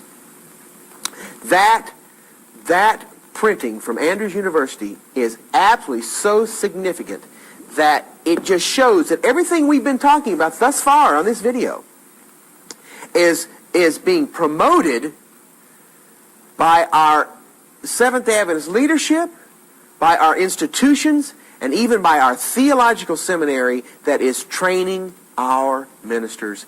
Our people need to wonder no more why they are hearing what they are hearing from our Seventh-day Adventist pulpits. Our people need to wonder no more why they are hearing preached on Sabbath things they have never heard preached before, why they are reading in our periodicals things they have never seen in print from the Seventh-day Adventist Church before. They can understand now why there is such a diabolical persecution being organized against the independent ministries who are daring to stand up against this apostasy that is taking place in our church. I mean, our people, surely, by this time, anybody who is sincere, historic Adventist can see the mindset of our leadership and where this denomination is headed and who is in control of it. Absolutely. John, it is absolutely stunning and astounding. It's as if in some of the statements I have run across, and we want to look at some of them in a few minutes, it's as if we're following the script precisely that is laid out. An agenda, like you say, a script. It's like we're following a script. I can't think of a better definition for what it is. John, in this Karl Rayner's book of the Unity of the Churches, we have some very, very significant things which... What page are you on there? It's the next to the last issue, John. Okay. In yours, it may be the last issue. It's like the Jesuits have planned all this, and we're following their pre-planned script. Well, I think that when we understand what the Jesuits are saying, and we compare it, it leads us to some very sober reflections. John, here on page 8, for example, there are a number of theses in this book, Unity of the Churches. What month is this? All right, this would be the October month. Okay, October 91? Right, 1991. Okay. The first thesis deals with the use of creeds. And I'd like to just comment on that for a minute, John, because when we responded to this baptism, Eucharist, and ministry document, you see, all the churches are to respond to this. 186 churches. And the Seventh Adventist Church signed with that, right? We not only signed calling for the unity of the churches, but we sent in our official response, and that's in this book, Churches Respond to BEM, that's Baptism, Eucharist, and Ministry, Volume 2, the official response. And Seventh Adventist Church is listed in that official document? Who is the Seventh Adventist representative that signed this? The one on the Faith and Order Commission, I understand, Dr. Dettern. Dr. Dettern. And he is, and isn't it amazing, he teaches at the Theological Seminary at Andrews, right? Oh, yes. Of course. Has for decades. Absolutely. John, I first came across the fact that we had responded from this book, Baptism, Eucharist, and Ministry, 1982 to 1990, Report on the Process and Responses. You see, it's a process of convergence. And all the churches are responding and discussing what they agree with, what they disagree with, how they react to this statement. But yet, if you ask any of our church officials if any of this stuff is going on, they will lie to our people. They lie to our people and say, no, oh no, we're having nothing to do with this. This is not going on. And here, these publications that you and your research have just gone to the public bookstores and libraries and found, it lists us, and we find out, and our people are waking up to the fact that our denominational leadership has been involved in this for years. Right. Oh, for decades. And our people have been lied to by our leadership. For decades. It's been going on behind the scenes. Now, I first stumbled on the fact that we had made a response from this book on the process and responses of the churches. And here it lists a number of categories of churches that responded, and it says some communions have adopted one common response: Roman Catholic Church, Salvation Army, and Seventh-day Adventists. And the report that was drawn up for the Roman Catholic Church was prepared by the Secretariat for Promoting Christian Unity in collaboration. Incidentally, the Secretariat for Promoting Christian Unity sits with us on the World Confessional Families, or Christian World Communions now. It was prepared by them in collaboration with the Congregation for the Doctrine of the Faith. That's the modern term for the Holy Office of the Inquisition. So they responded, we responded. So I desperately wanted to get our response, to examine it and see just what we said, because the Unity of the Churches strategy by Karl Rahner rests upon the Baptism, Eucharist, and Ministry document, which in turn rests upon the documents of Vatican II.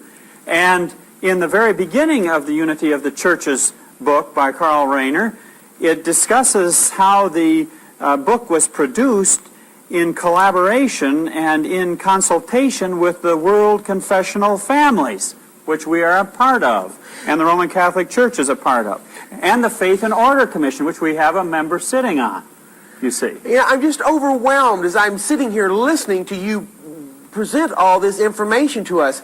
The debt of gratitude, number one, that the Historic Adventists owe to you for the research that you have done, but also our thanks be to God for putting this, for inspiring you to do this, for calling you into this, because God realized that our historic Adventist people had to have a valid researcher that collected all this data. And we have been involved in this ecumenical movement and this joining and clasping the hands of the Roman power and bringing Roman Catholicism right into the Seventh Adventist Church. And it's been going on for years. And how this whole celebration movement has been calculated and planned, and we are following a preset agenda.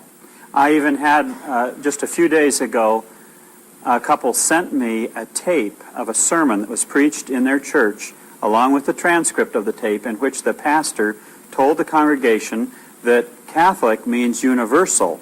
Therefore, you are Catholic Adventists. And he said, more specifically, you are a Roman Catholic. And I listened to it with my own ears on the tape. Now, this is a Seventh Adventist ministry? Yes, right from the pulpit Sabbath morning. Here is the statement I'm referring to. This book on the strategy based on the BEM document and the Vatican II is a product of seasoned scholars building on the earlier work of the Second Vatican Council, the Faith and Order Commission of the World Council of Churches, dialogues and theological reflection in world confessional families like the Lutheran World Federation.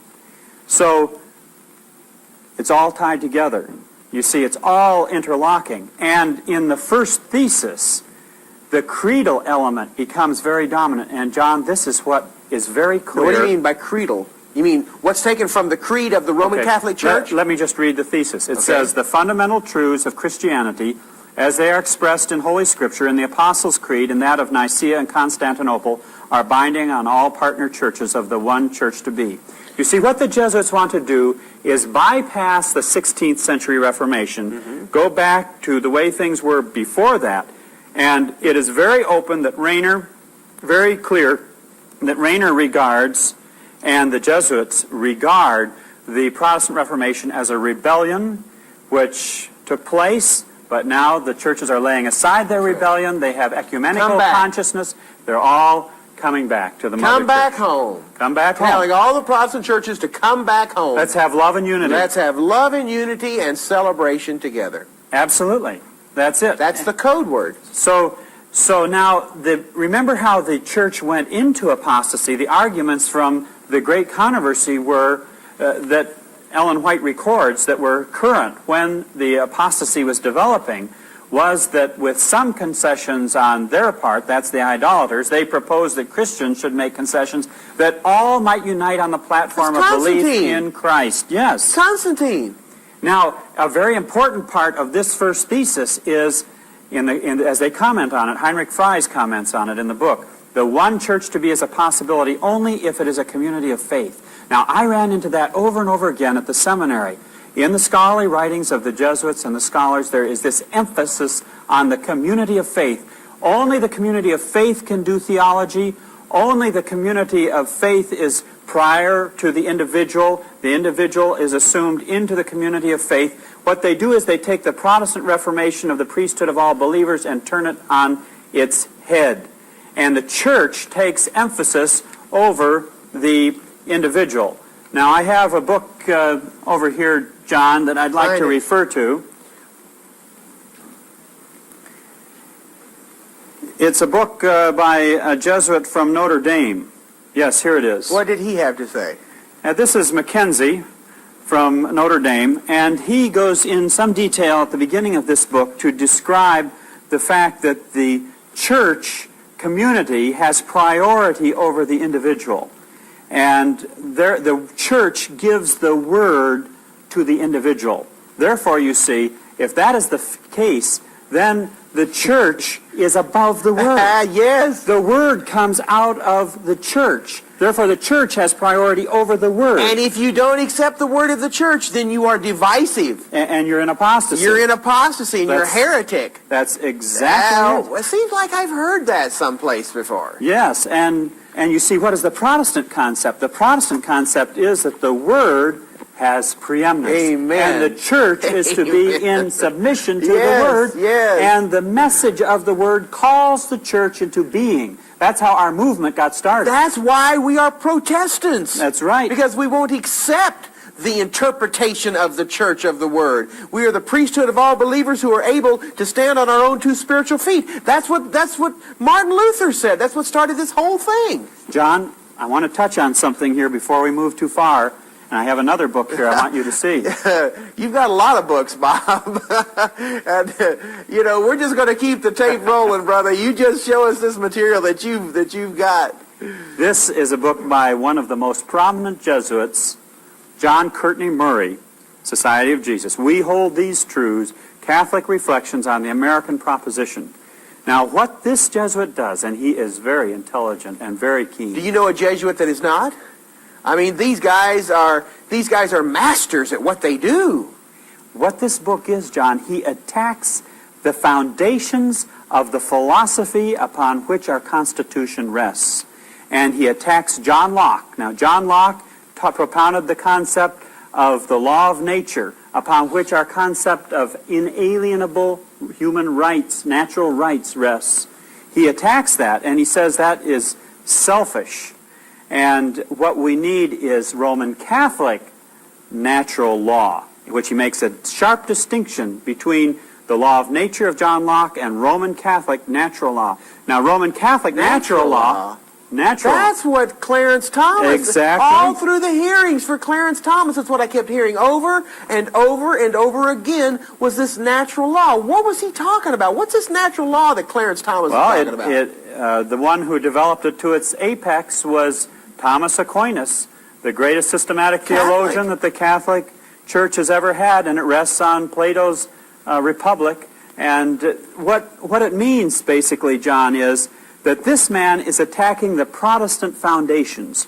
You see, in the Protestant thinking, the priority of conscience in direct submission to the Word and to Jesus Christ assumes precedent. And the concept of the priesthood of all believers was so powerful, and the experience of the Reformers was so strong, and in the Puritan movement, that government had to shape itself around that. Churches had to shape itself around it. Like Ellen White says, that the Pilgrim Fathers that came here founded a nation without a king and a church without a pope, because individual conscience was supreme. Now, if vital Protestantism is gone, and that supremacy of individual conscience in relationship to God is gone, natural law can move in, because in natural law, the individual submits to the order imposed by the church and the state. So this natural law that our new Supreme Court Justice Clarence Thomas believes in is Catholic-oriented. Absolutely. It is a Catholic law. And when he was talking about natural law, he was talking about a Roman Catholic principle. Well, they are studying this book at Catholic universities. This is Catholic thinking. This is the Catholic blueprint for undermining and destroying our Constitution. But why I point this out, John, is because this Jesuit attack upon the primacy of individual conscience is so broad and far-reaching, it's hitting every aspect of our society as well as our church. And what we're struggling with in our church right now is which concept is going to be supreme? Is the Word going to be supreme and the individual conscience in submission to that Word, which is Protestantism, according to Ellen White's chapter on the protest at Spires? Conscience is above the church? Or will it be a situation where the church dominates the conscience and the conscience has to submit to church structure and government structure? That's the struggle that's going on in the Seventh Adventist Church between the organized conferences and the independent ministries. And the independent ministries are pleading with our people to please read and study on their own. It's the Protestant concept of doing your own reading and researching and standing on your own spiritual feet. And the conference is saying, just trust us, stay with the conference. The church is going through, and the church is the conference. The conference is the church, and just trust us. And if you need to know anything, it'll come out in the Union paper or in the Adventist Review. Just trust. I see now. It is the struggle between Protestantism and Roman Catholicism taking place right now in our church. In the Seventh Adventist Church, and that's the struggle between the independent ministries and the conference. Is the principle of Protestantism versus Catholicism. Exactly. You realize that in as long as we have been in this struggle, that I have never realized that it was Protestantism versus Catholicism. I mean, it may seem elementary and simple to you, but I will have to be totally honest with you that this is the first time that I have really understood this for what it was, that we're dealing with Protestantism and Catholicism. Exactly. Between the independent ministries and the organized conferences. One is people standing on their own two spiritual feet, and the other is trust the church. And it is a fierce battle, believe me. Unbelievable. It is a fierce battle. Unbelievable. And that's why this book, Great Controversy, every lesson in it we have to have mastered. Oh. Every lesson. I tell you, I just feast on that book. If there's one thing that people have learned from my videos, it's my love for the triumph of God's love, the great controversy, and I just love that big colporteur edition there with the big print, and I just go through, when I get to the end, I go through it again. If our people were just reading and studying, they could see this thing for what it is. That's right. It's a struggle between Protestantism and Catholicism. Absolutely. And this struggle over the Baptism, Eucharist, and Ministry document is precisely that. Because let me read to you a little bit out of the Waldensian response. You know the old Waldenses? Oh, yes. They responded to this. Now, I don't believe they should be in this process any more than we should. But they were notable for their rejection of the basic premise of the BEM document, whereas we were noted in the materials that came out from the Faith and Order Commission. In this book, we were noted as being one of the most affirmative churches in affirming our appreciation to the Roman Catholic Church, to the Baptism, Eucharist, and Ministry document. We, as well as the Roman Catholic Church, were noted in here for our appreciation. Well, that's why we have the Roman Catholics coming to our general conference sessions in Indianapolis and addressing the group and welcoming them, and why we are just mollycoddling the Roman Catholics, because we are one of the Protestant churches that is being the quickest to clasp the hands of the Roman power. It's absolutely unbelievable. And still, our faithful Adventist people that have been in the church all their lives are saying, just stay with the church. The church is going through. Did you read that article in the recent review with the ship on the front? Was it by Roger Kuhn? Who was it by? Or the article on, or maybe it was Robert Olson, about how that the church is going through and twisting the writings of Ellen White, showing that the conference is the church. We've got to stay with the conference, and our people are just accepting this stuff. Do you know why, Bob? They're not studying. Took the words right out of my mouth. They're not studying. Our people are not studying. No one of us, I believe, understands the gravity of this issue. Because Satan's plan, according to Great Controversy, is to get people away from studying for themselves and to put their confidence in pastors, teachers, professors of theology, and church leaders. Blind leading the blind. She's warned us. It's there. But the Waldenses, what did they say? They had the strongest criticism of all the churches. Among this group of critical comments, the strongest ones come from the Waldensian and Methodist churches in Italy.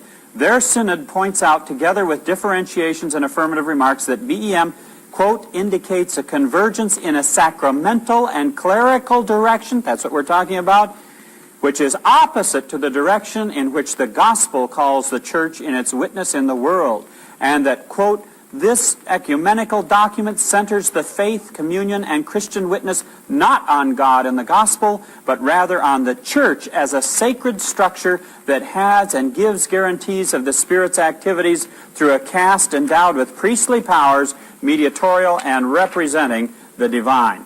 And that is exactly the struggle that we're in now. Bob, you keep referring to this BEM volume. Okay, this is volume 6. That has the Roman Catholic response in it. Now, this has the Seventh-day Adventist response in it. Okay, now all these...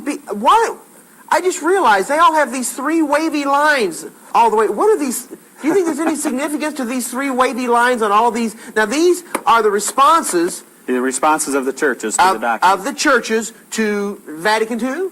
Well, in essence, that's what it boils down to, because the Baptism, Eucharist, and Ministry document rests on that. This is printed by the World Council of Churches. This is printed by the World Council of Churches. Right. Do you think there's any significance to these 3 wavy lines on all of these BEM documents? What do you see in it, John? I see something that very closely looks like our new ingathering brochure. Is that right? There are 3 wavy lines almost in all the artwork on every page of the new ingathering brochure to be used for this year's ingathering campaign. There are 3 wavy lines. And then it comes down to the end to where it just goes into 1 wavy line. What do you see anything in these 3 wavy lines of apostate Protestantism, Catholicism, and spiritualism? Well, there's 3 parts to Babylon, I know that. And then at the end it goes into 1 line to where it takes the 3 elements of the 3 unclean the 3 unclean spirits like frogs that go together into 1 at the very end of the brochure. It's startling. And I see these same 3 wavy lines on all of this stuff that's from the World Council of Churches. Yeah, I see it's right there, I too. see it on this. It's on all of them. It's even on the BEM document. Is this the first time that you've noticed this? I didn't. It Have you didn't not register with me about the 3 lines on every one of them. Have you seen our ingathering brochure? No, I haven't. Oh, you haven't. So I'm telling you about this for the first time. That's right. We're both learning today. I'm noticing that on all of these books we've got these 3 wavy lines on all of them. And this is exactly the 3 wavy lines that are in the new Seventh-day Adventist ingathering brochure. And it represents apostate Protestantism, Catholicism, and spiritualism, and they're all coming together. This is just incredible stuff, Bob. John, what led us into all of this was the fact that as I breezed quickly through the Seventh-day Adventist response here, I underlined and made notes where we referred to the fundamental beliefs, because the first part of the very first thesis of the strategy for bringing all the churches together, the Jesuit strategy, is this matter of a creed in the community of faith. Incidentally, there was a recent editorial in the Review that strongly supported this concept of the community of faith and opposed the idea that anyone could develop theology in isolation, like Noah or Elijah or Moses, or anything like this. Anyway, over and over again, the fundamental beliefs are referred to. There is not one direct quote from the Bible or the Spirit of prophecy in our response. All we refer to is our creed. Fundamental beliefs. Have we adopted a creed, Bob? Well, de facto, yeah, absolutely. Absolutely. And it's in the Review editorials. We have established a creed, and that has become our document of faith. But what is so significant about it, John, is that the Jesuits like to have a church moved on to a creed, because then they can work that creed. And the creed can change and evolve into bringing all the churches back together. Does our church manual change? You better believe it does. To the whims of the conference brethren, they change it. I will say that they did a rather strict analysis in comparison to our fundamental beliefs, and they did even make the comment here that the BEM document is too Catholic in intent, but I would emphasize that there is always a staged development in the process. And you see, this crucial fact for me is that it's resting on a creed now. Our response to this. First of all, we shouldn't be in the process of ecumenism at all. Second of all, the fact that we are now resting our case on a creed, which is changing steadily. I just thought of something, Bob. I'm not trying to change the subject. I just thought of something, and I want to comment on it. Do you realize what you are opening yourself up to, coming here to Prophecy Countdown and appearing in this video with me? They have absolutely unleashed the demons of hell upon me in this ministry. Every type of diabolical smear tactic that they possibly can use against me, they have used and are continuing, and it is intensifying daily. They have disfellowshipped me personally. They have disbanded my church. They have done every form of persecution that is legal thus far. They have hired a full-time pastor, taken him from his church to do nothing but in private investigation try to dig up dirt on me, and have made the rounds of all former employees of Prophecy Countdown, disgruntled church members of the Rolling Hills Church, anybody that has anything that is of a disparaging nature that they can come up with against Prophecy Countdown. They are even trying to come up with to make a video to refute what I am doing. Do you understand, and have you understood before this moment, what you were doing when you appeared appear on this video with me and the truth that you are bringing out, do you realize how this is going to shake up our Adventist people when they see this? I mean, and from what I understand from you, Bob, the tactics that they are using against me to discredit me in this ministry and trying to crush what I am doing and to stop this material going out to our Adventist people and to diffuse it also is right out of the Roman papacy and right out of the tactics used by the Jesuits. Okay, first off, I want to ask you if you realized what you were getting into when you came here, and number two, how it plays into the whole scenario of Catholicism bringing the Seventh-day Adventist Church back into the fold and all the Protestant churches back to the mother church, and if this has been used in the past, and if it has anything, the tactics that are being used against this ministry and me have anything to do with the material that you have already shown us. John, first of all, for the first question, I realize what I'm doing coming here. We're in a war. Absolutely. The devil is making war against the remnant. And I would like to get another book here. Bob, go ahead and bring as many books as you need over. If we need to move some of these off, we will. Well, first of all, John, the subject of rumor is an interesting one. In the Inquisition, popular rumor was used as the basis for apprehending people and dragging them into the Inquisition.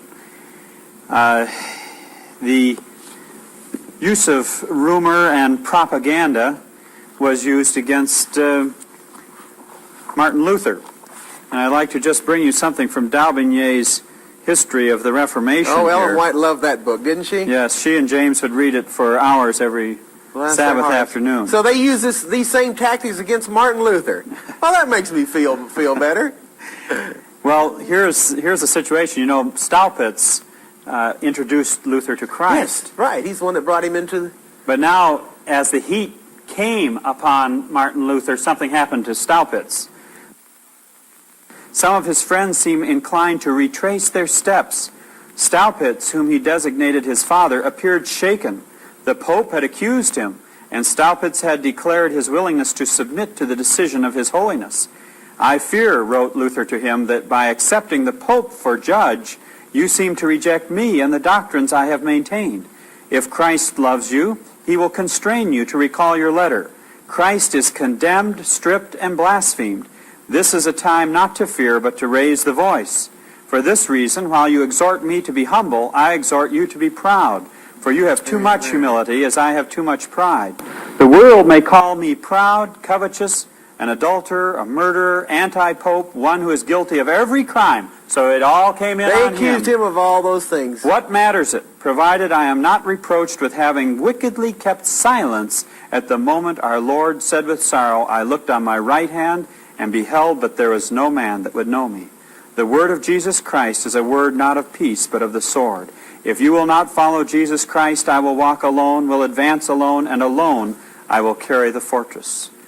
And so Luther recognized that he was in a battle. They used propaganda warfare of rumor against him to try to destroy him. In fact, a lot of Daubigny is occupied with that. It's an old tactic. Go ahead, John. Well, that is incredible that this man that was responsible for bending Martin Luther's early relationship with the Lord and establishing Martin Luther in the faith eventually turned against him, said he had gone too far, accused him of all these treacherous deeds, and went heading back towards Rome.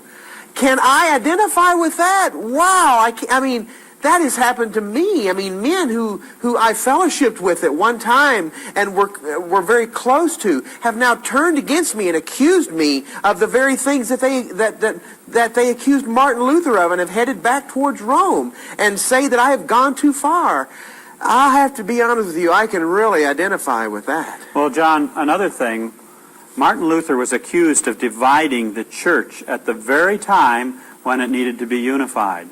The Turks were banging at the gates of Vienna. They had swept across North Africa and up into Spain. They were threatening the very existence of Christendom. And people came to Luther and they said, "What are you doing splitting the church with your doctrine at this very critical hour when we need church unity above all else?" Boy. And Martin Luther said, Our safety lies in obedience to the Word.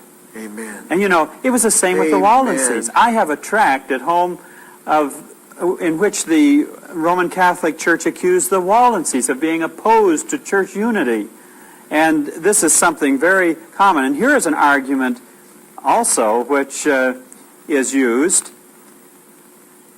Here was Miltitz who was trying to win Martin Luther over with a very kindly approach, with a very thoughtful and accommodating reproach to try to squelch the Reformation through kindness at the very beginning. "My dear Martin," said the Pope's Chamberlain in a fawning tone, "I thought you were an old theologian who, seated quietly at his fireside, was laboring under some theological crotchet. But I see you are still a young man and in the prime of life. Do you know," continued he, assuming a graver tone, "that you have drawn away everybody from the Pope and attached them to yourself?" That's Have you ever exactly heard what that they accuse argument? me of. Exactly. That I am some self-proclaimed Right. Messiah that is supposed... Well, how ridiculous. Number one, I'm not self-proclaimed, and number two, I'm not setting myself up as an example. All I'm saying is get back to the Word. Get back to "Thus saith the Lord." Read and study for yourself. And using these tactics of slander. You were telling me earlier, Bob, that this is not only the tactics of modern warfare, and that we can go back for some time and explore that, but it's also incorporated by the Pentagon, by the CIA. How does all of this tie in? I would like to know. I want to look at that in just a second. Okay. Here is, the nuncio went on saying that believing that he had prepared Luther's mind, he continued in these terms: "Bind up the wound that you yourself have inflicted on the church, and that you alone can heal. Beware," said he, dropping a few tears, "beware of raising a tempest that would cause the destruction of Christendom." Oh, the destruction of the church. We've got to do something. The Perth Declaration. And now that I've read about how that the conference presidents and union presidents are not happy with the Perth Declaration, and they even want them to put more bite and teeth into it, and call us by name and say what we are doing, and just really getting vehement against the independent ministries that are daring to reveal to our historic Adventist people what is really going on in the church. John, it's interesting that Hitler understood the use of propaganda very powerfully.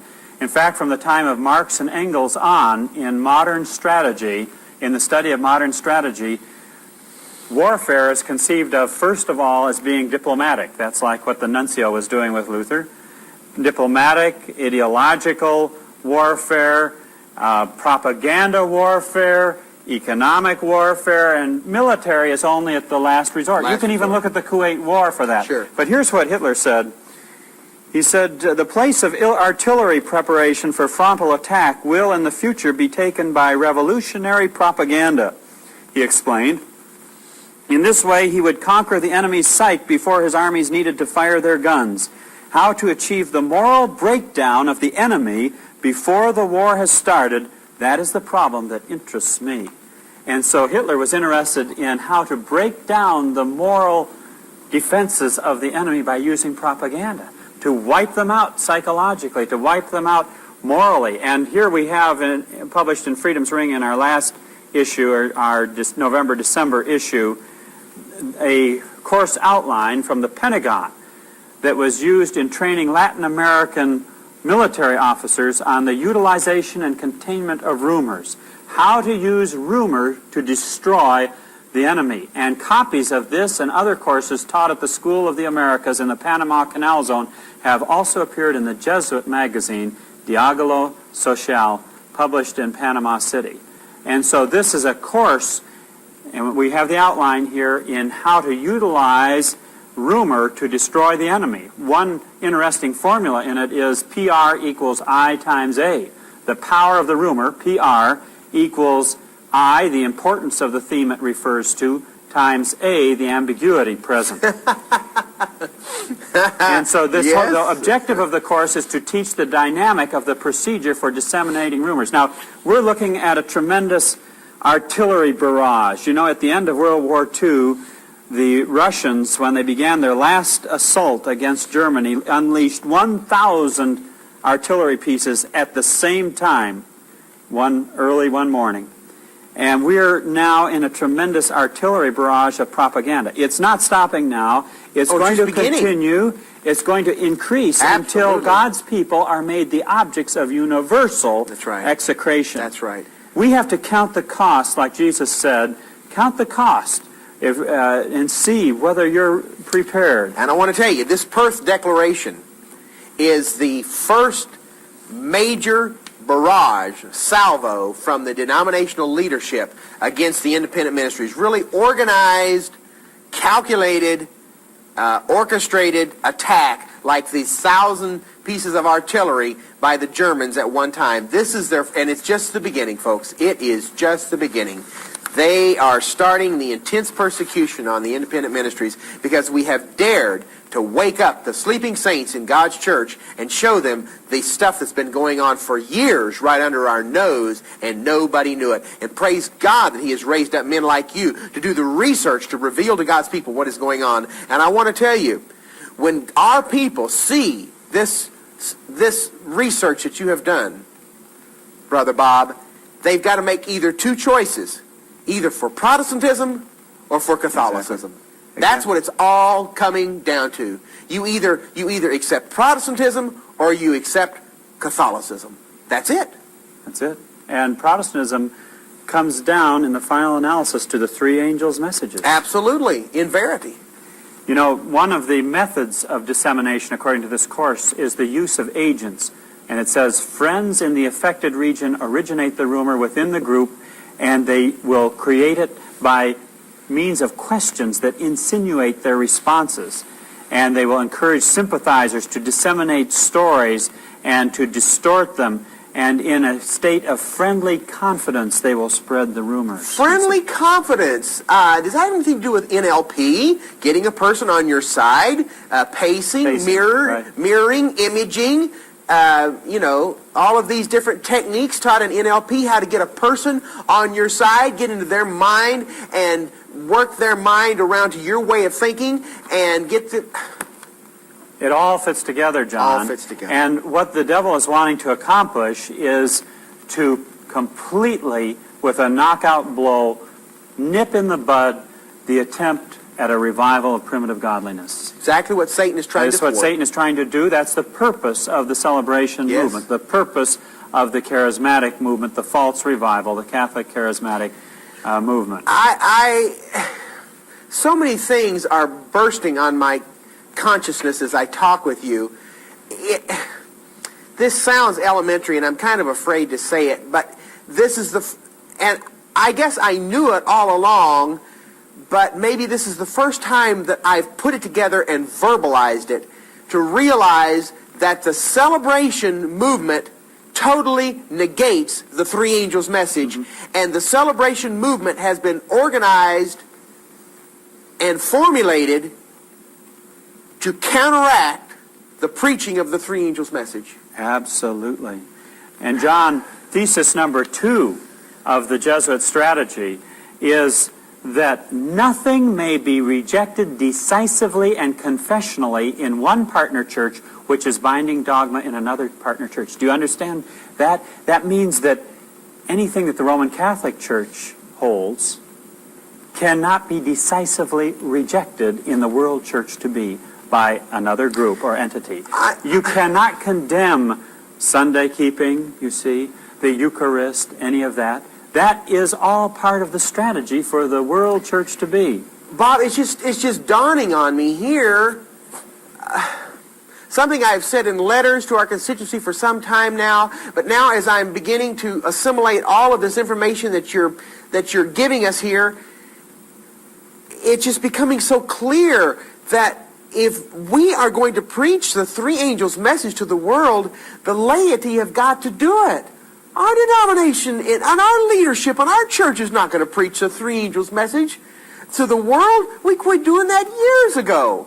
And if we are, and they are even, not only are they not going to preach the three angels' message, they quit that years ago. But even if we're not going to preach it, they have now formulated a strategy to crush the preaching of the three angels' message and to negate it. Not only are they not preaching it, but they have now brought in celebration, which totally strikes at the heart and does away with the preaching of the three angels' message. So not only are they not going to preach it, but they don't want us, the laity, to preach it either. And that's what celebration is all about. And so what God's historic people, Adventist people, must do is get serious about formulating our own plans through the power of the Holy Spirit to preach the three angels' message to the world. We're the ones that are going to have to do it. We are the ones whom God is calling to preach the three angels' message to the world. Exactly. And our weapon is the weapon of truth. Absolutely. And the Holy Spirit. We can only use the weapons of heaven. And if we start to use the weapons of the enemy, we move over into his camp. So it's so practical godliness is so critical, and that we have the actual Spirit of Christ. Now, it's very interesting in commenting on this thesis about no one condemning anything that's in another church. Karl Rahner says, and this is his reasoning, and it fits in exactly with what the Great Controversy says. He says that no one can depend anymore on his own study to form his conclusions and his worldview.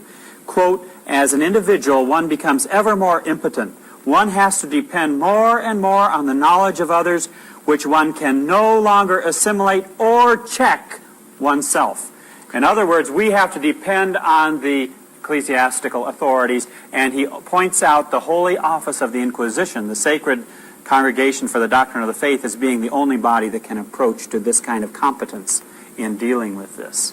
Incidentally, John, as you were talking, I remembered that one of the strategies of Karl Rahner in his book is that the ecclesiastical leadership of each church is responsible for maintaining discipline in its own ranks along the drive toward union with Rome. Maintaining discipline, getting rid of the dissidents and the ones who are divisive. And if you notice that just in the last several years, have they added the clause to their creedal document, the church manual, that gives another reason for church discipline, and that is being divisive. That was never part of the creed of the Seventh-day Adventist Church before until recently, because they wanted a way to disfellowship and get rid of the independent ministers. That's all in canon law, John. Absolutely. It's right out of Roman Catholic. Now explain to them what canon law is. Canon law is the Catholic article, the Catholic institution of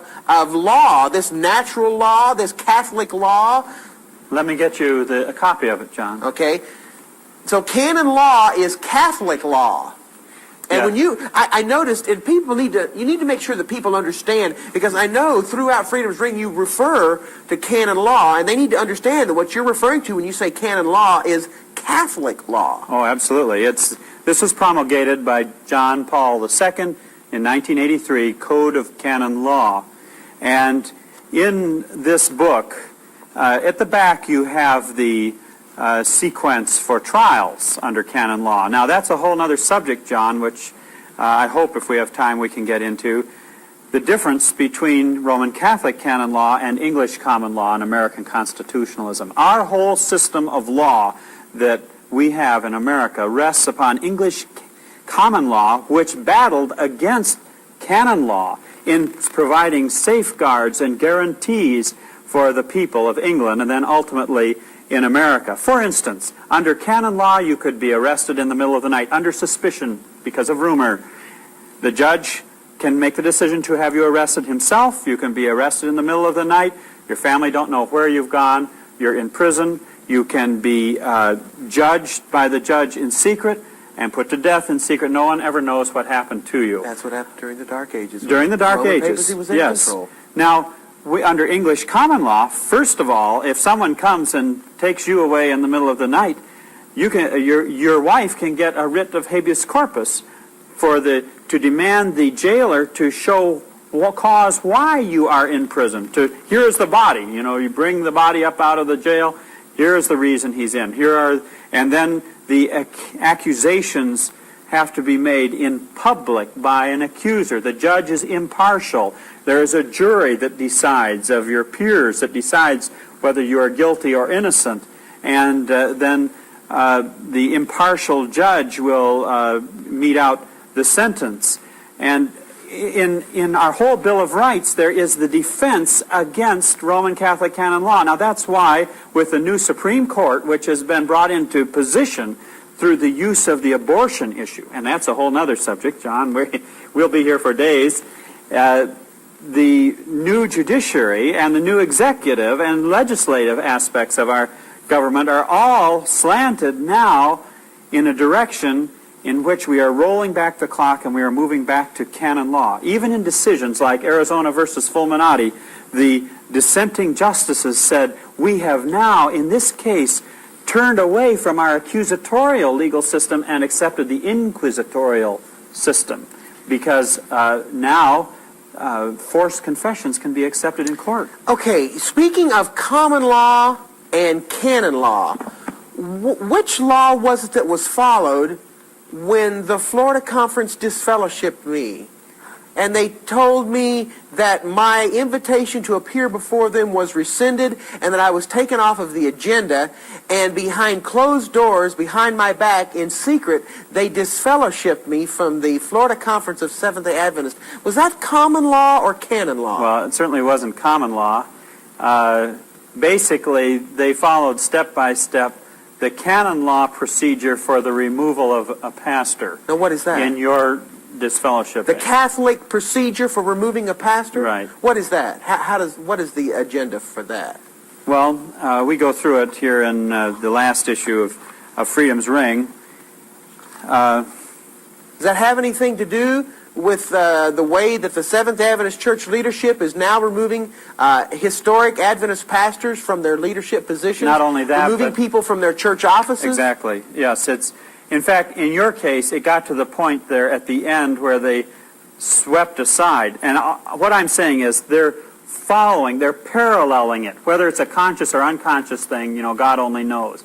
They followed parallel the process, according to canon law, for the removal of a pastor in your disfellowshipping process. But at the end, as things intensified, they swept away even canon law and used what they had in the Inquisition, where there were no laws, and everything had to be swept away in the attempt to deal with the offender, and so he wouldn't get out of their grasp. Does the situation now transpiring in Troy, Montana, have anything to do with canon law, to where they are now, the Montana Conference has informed the Troy Church that unless they disfellowship me, that they will disband their church?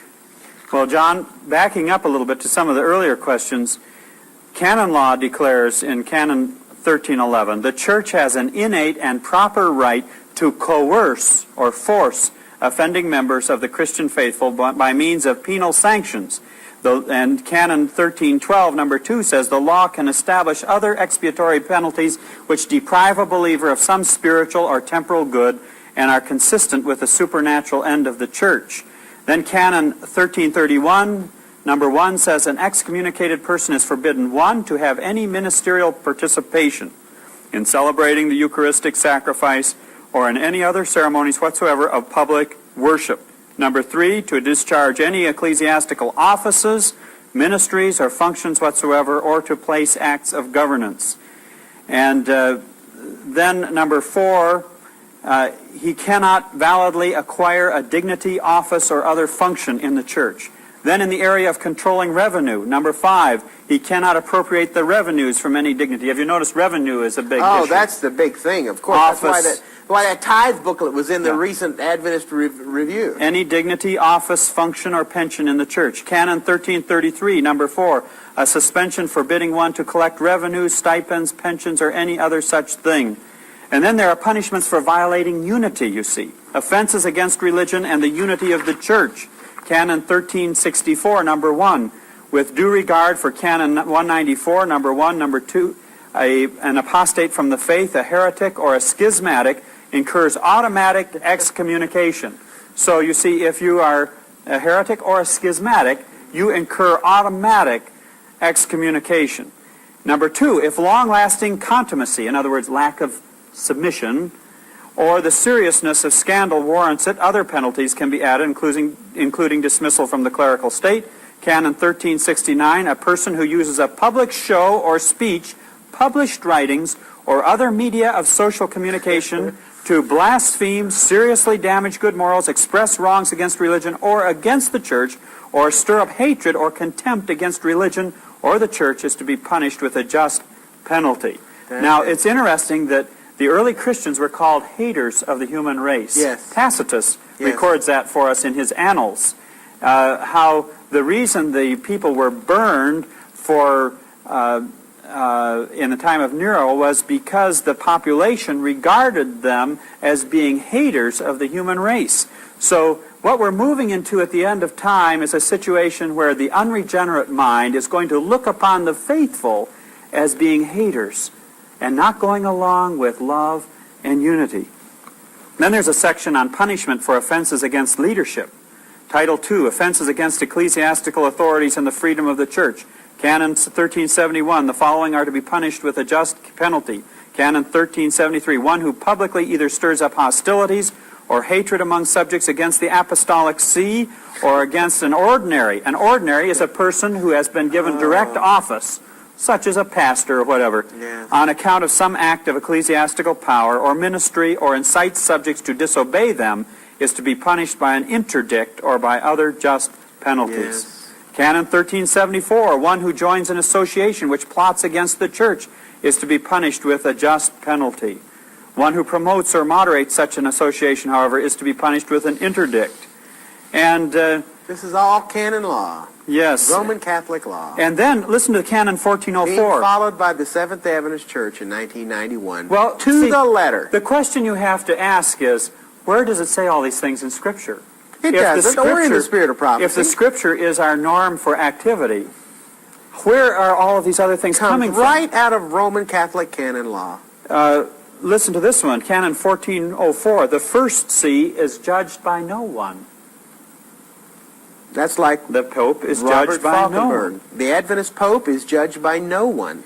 The manner of procedure in removing pastors, Canon 1740. When the ministry of any pastor has become detrimental, or at least ineffective for any reason, he can be removed from the parish by the diocesan bishop. Canon 1741, the reasons for which a pastor can be legitimately removed from his parish are especially the following. Number 1, a way of acting which is gravely detrimental or disturbing to the ecclesial community. So if a pastor acts in such a way that the rest of the ecclesiastical community is disturbed by him, that's justification for removing him from his parish. Like showing all the pastors that have been trained in hypnosis. Right, sure. Canon 1742. This canon requires the bishop to paternally persuade the pastor to resign the pastorate within a period of 15 days after he has explained for validity the reason and arguments for removal. Canon 1744, number 1, if the pastor hasn't answered within the aforementioned time period, the bishop is to repeat the invitation, extending the available time. Number 2, if the bishop has the proof that the pastor's received the second invitation but hasn't responded, and if the pastor refuses to sign, giving no reason, the bishop is to issue the decree of removal. Canon 1745, if the pastor opposes the cause alleged for removal and its reasons, the bishop is to, number 1, invite the pastor to organize his challenges to removal in a written report, having inspected the acts, and also to offer proofs to the contrary if he has any. Number 2, consider the matter with the same pastors in committee, that is. Number 3, determine whether or not the pastor must be removed and promptly issue a decree on the matter. Now, there was a decree, I think you're probably aware, John, that was issued regarding your disfellowshipping that went out across the nation.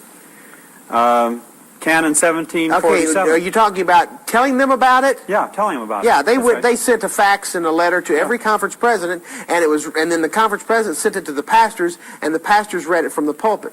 Canon 1747, number 1, the removed pastor must abstain from exercising the office of pastor, vacate the rectory immediately, hand over all that pertains to the parish to the one to whom the bishop shall entrust the parish.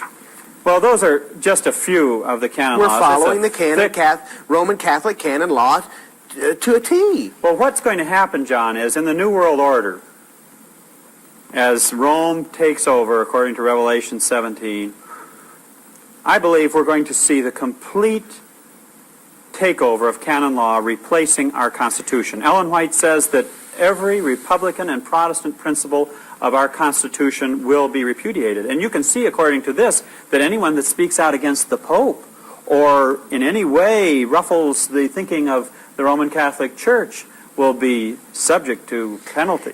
As we are taping, this is the first week in December 1991. Have you seen in the news this week, Bob, about how that the Roman Catholic Church is getting so involved in this new world order, and how that everybody is looking to Pope John Paul to have a major role in this new world order? I mean, even the news media. I mean, I have seen it in the newspapers and on the newscast several times just this week, about the New World Order and the part that the Roman papacy and Pope John Paul II is playing in this. Exactly. I mean, all the pieces of the puzzle are fitting together. Even, John, the Genocide Treaty, for example, and in our Constitution, under Article 6, Number 2, any treaties that we make become the supreme law of the land, and this is designed to target anyone who promulgates hatred against a class or religion or a group of people.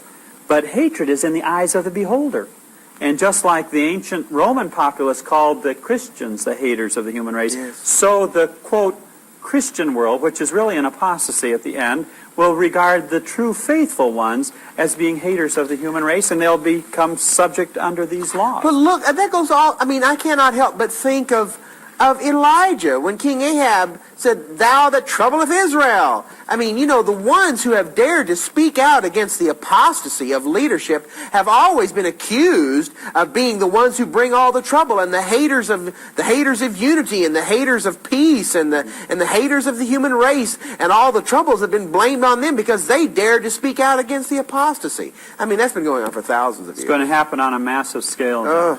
And we are But are our people ready, Bob?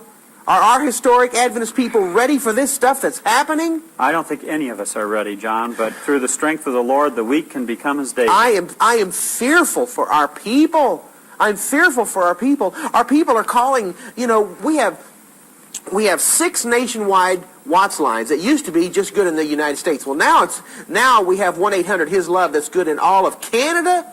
You know, almost all of North America now, 1-800-HIS-LOVE. And our Adventist people are calling from all over North America, Alaska, Hawaii, Canada, all the provinces, and even Puerto Rico and the Virgin Islands, and calling us, and our staff are just on the phone. I mean, you know, just yesterday, our switchboard operator was just absolutely exhausted by the time 5 o'clock. She was just absolutely exhausted. Bless her heart. Linda just said, Pastor John, she says, almost all 6 lines have been lit up all day. Mm-hmm. You know, it just seems that is almost all we do. Mm-hmm. And our Adventist people are just calling and just pleading for help and telling the things that their pastor has said, stuff their pastor's putting up on the bulletin board about us, the tremendous slander and rumor that is being promulgated from the conference to the pastors and the pastors to the church members about us. And it just seems that our people cannot withstand the onslaught that is being brought against them by the leadership. And I'm fearful, Bob. I'm fearful for our historic Adventist people. I really don't believe that they or any of us are ready for this tremendous Catholic onslaught that is coming to us through our leadership. Absolutely. You know, Alvin Toffler, the renowned social thinker who wrote the book Power Shift, says in that, and I think it's a word of wisdom, we see all these blips of information that come by, little scraps of this and pieces of that, and it's too much to try to deal with every blip.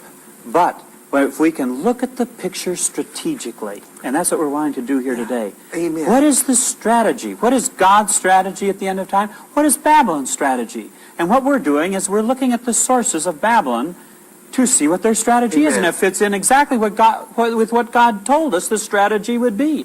And when we can deal with it, and we can cope with it much better when we see the whole picture, the strategy, and how all these pieces all fit together, and what we're dealing with. We are in the last days, John. Amen. We are in Revelation 12:17 right now.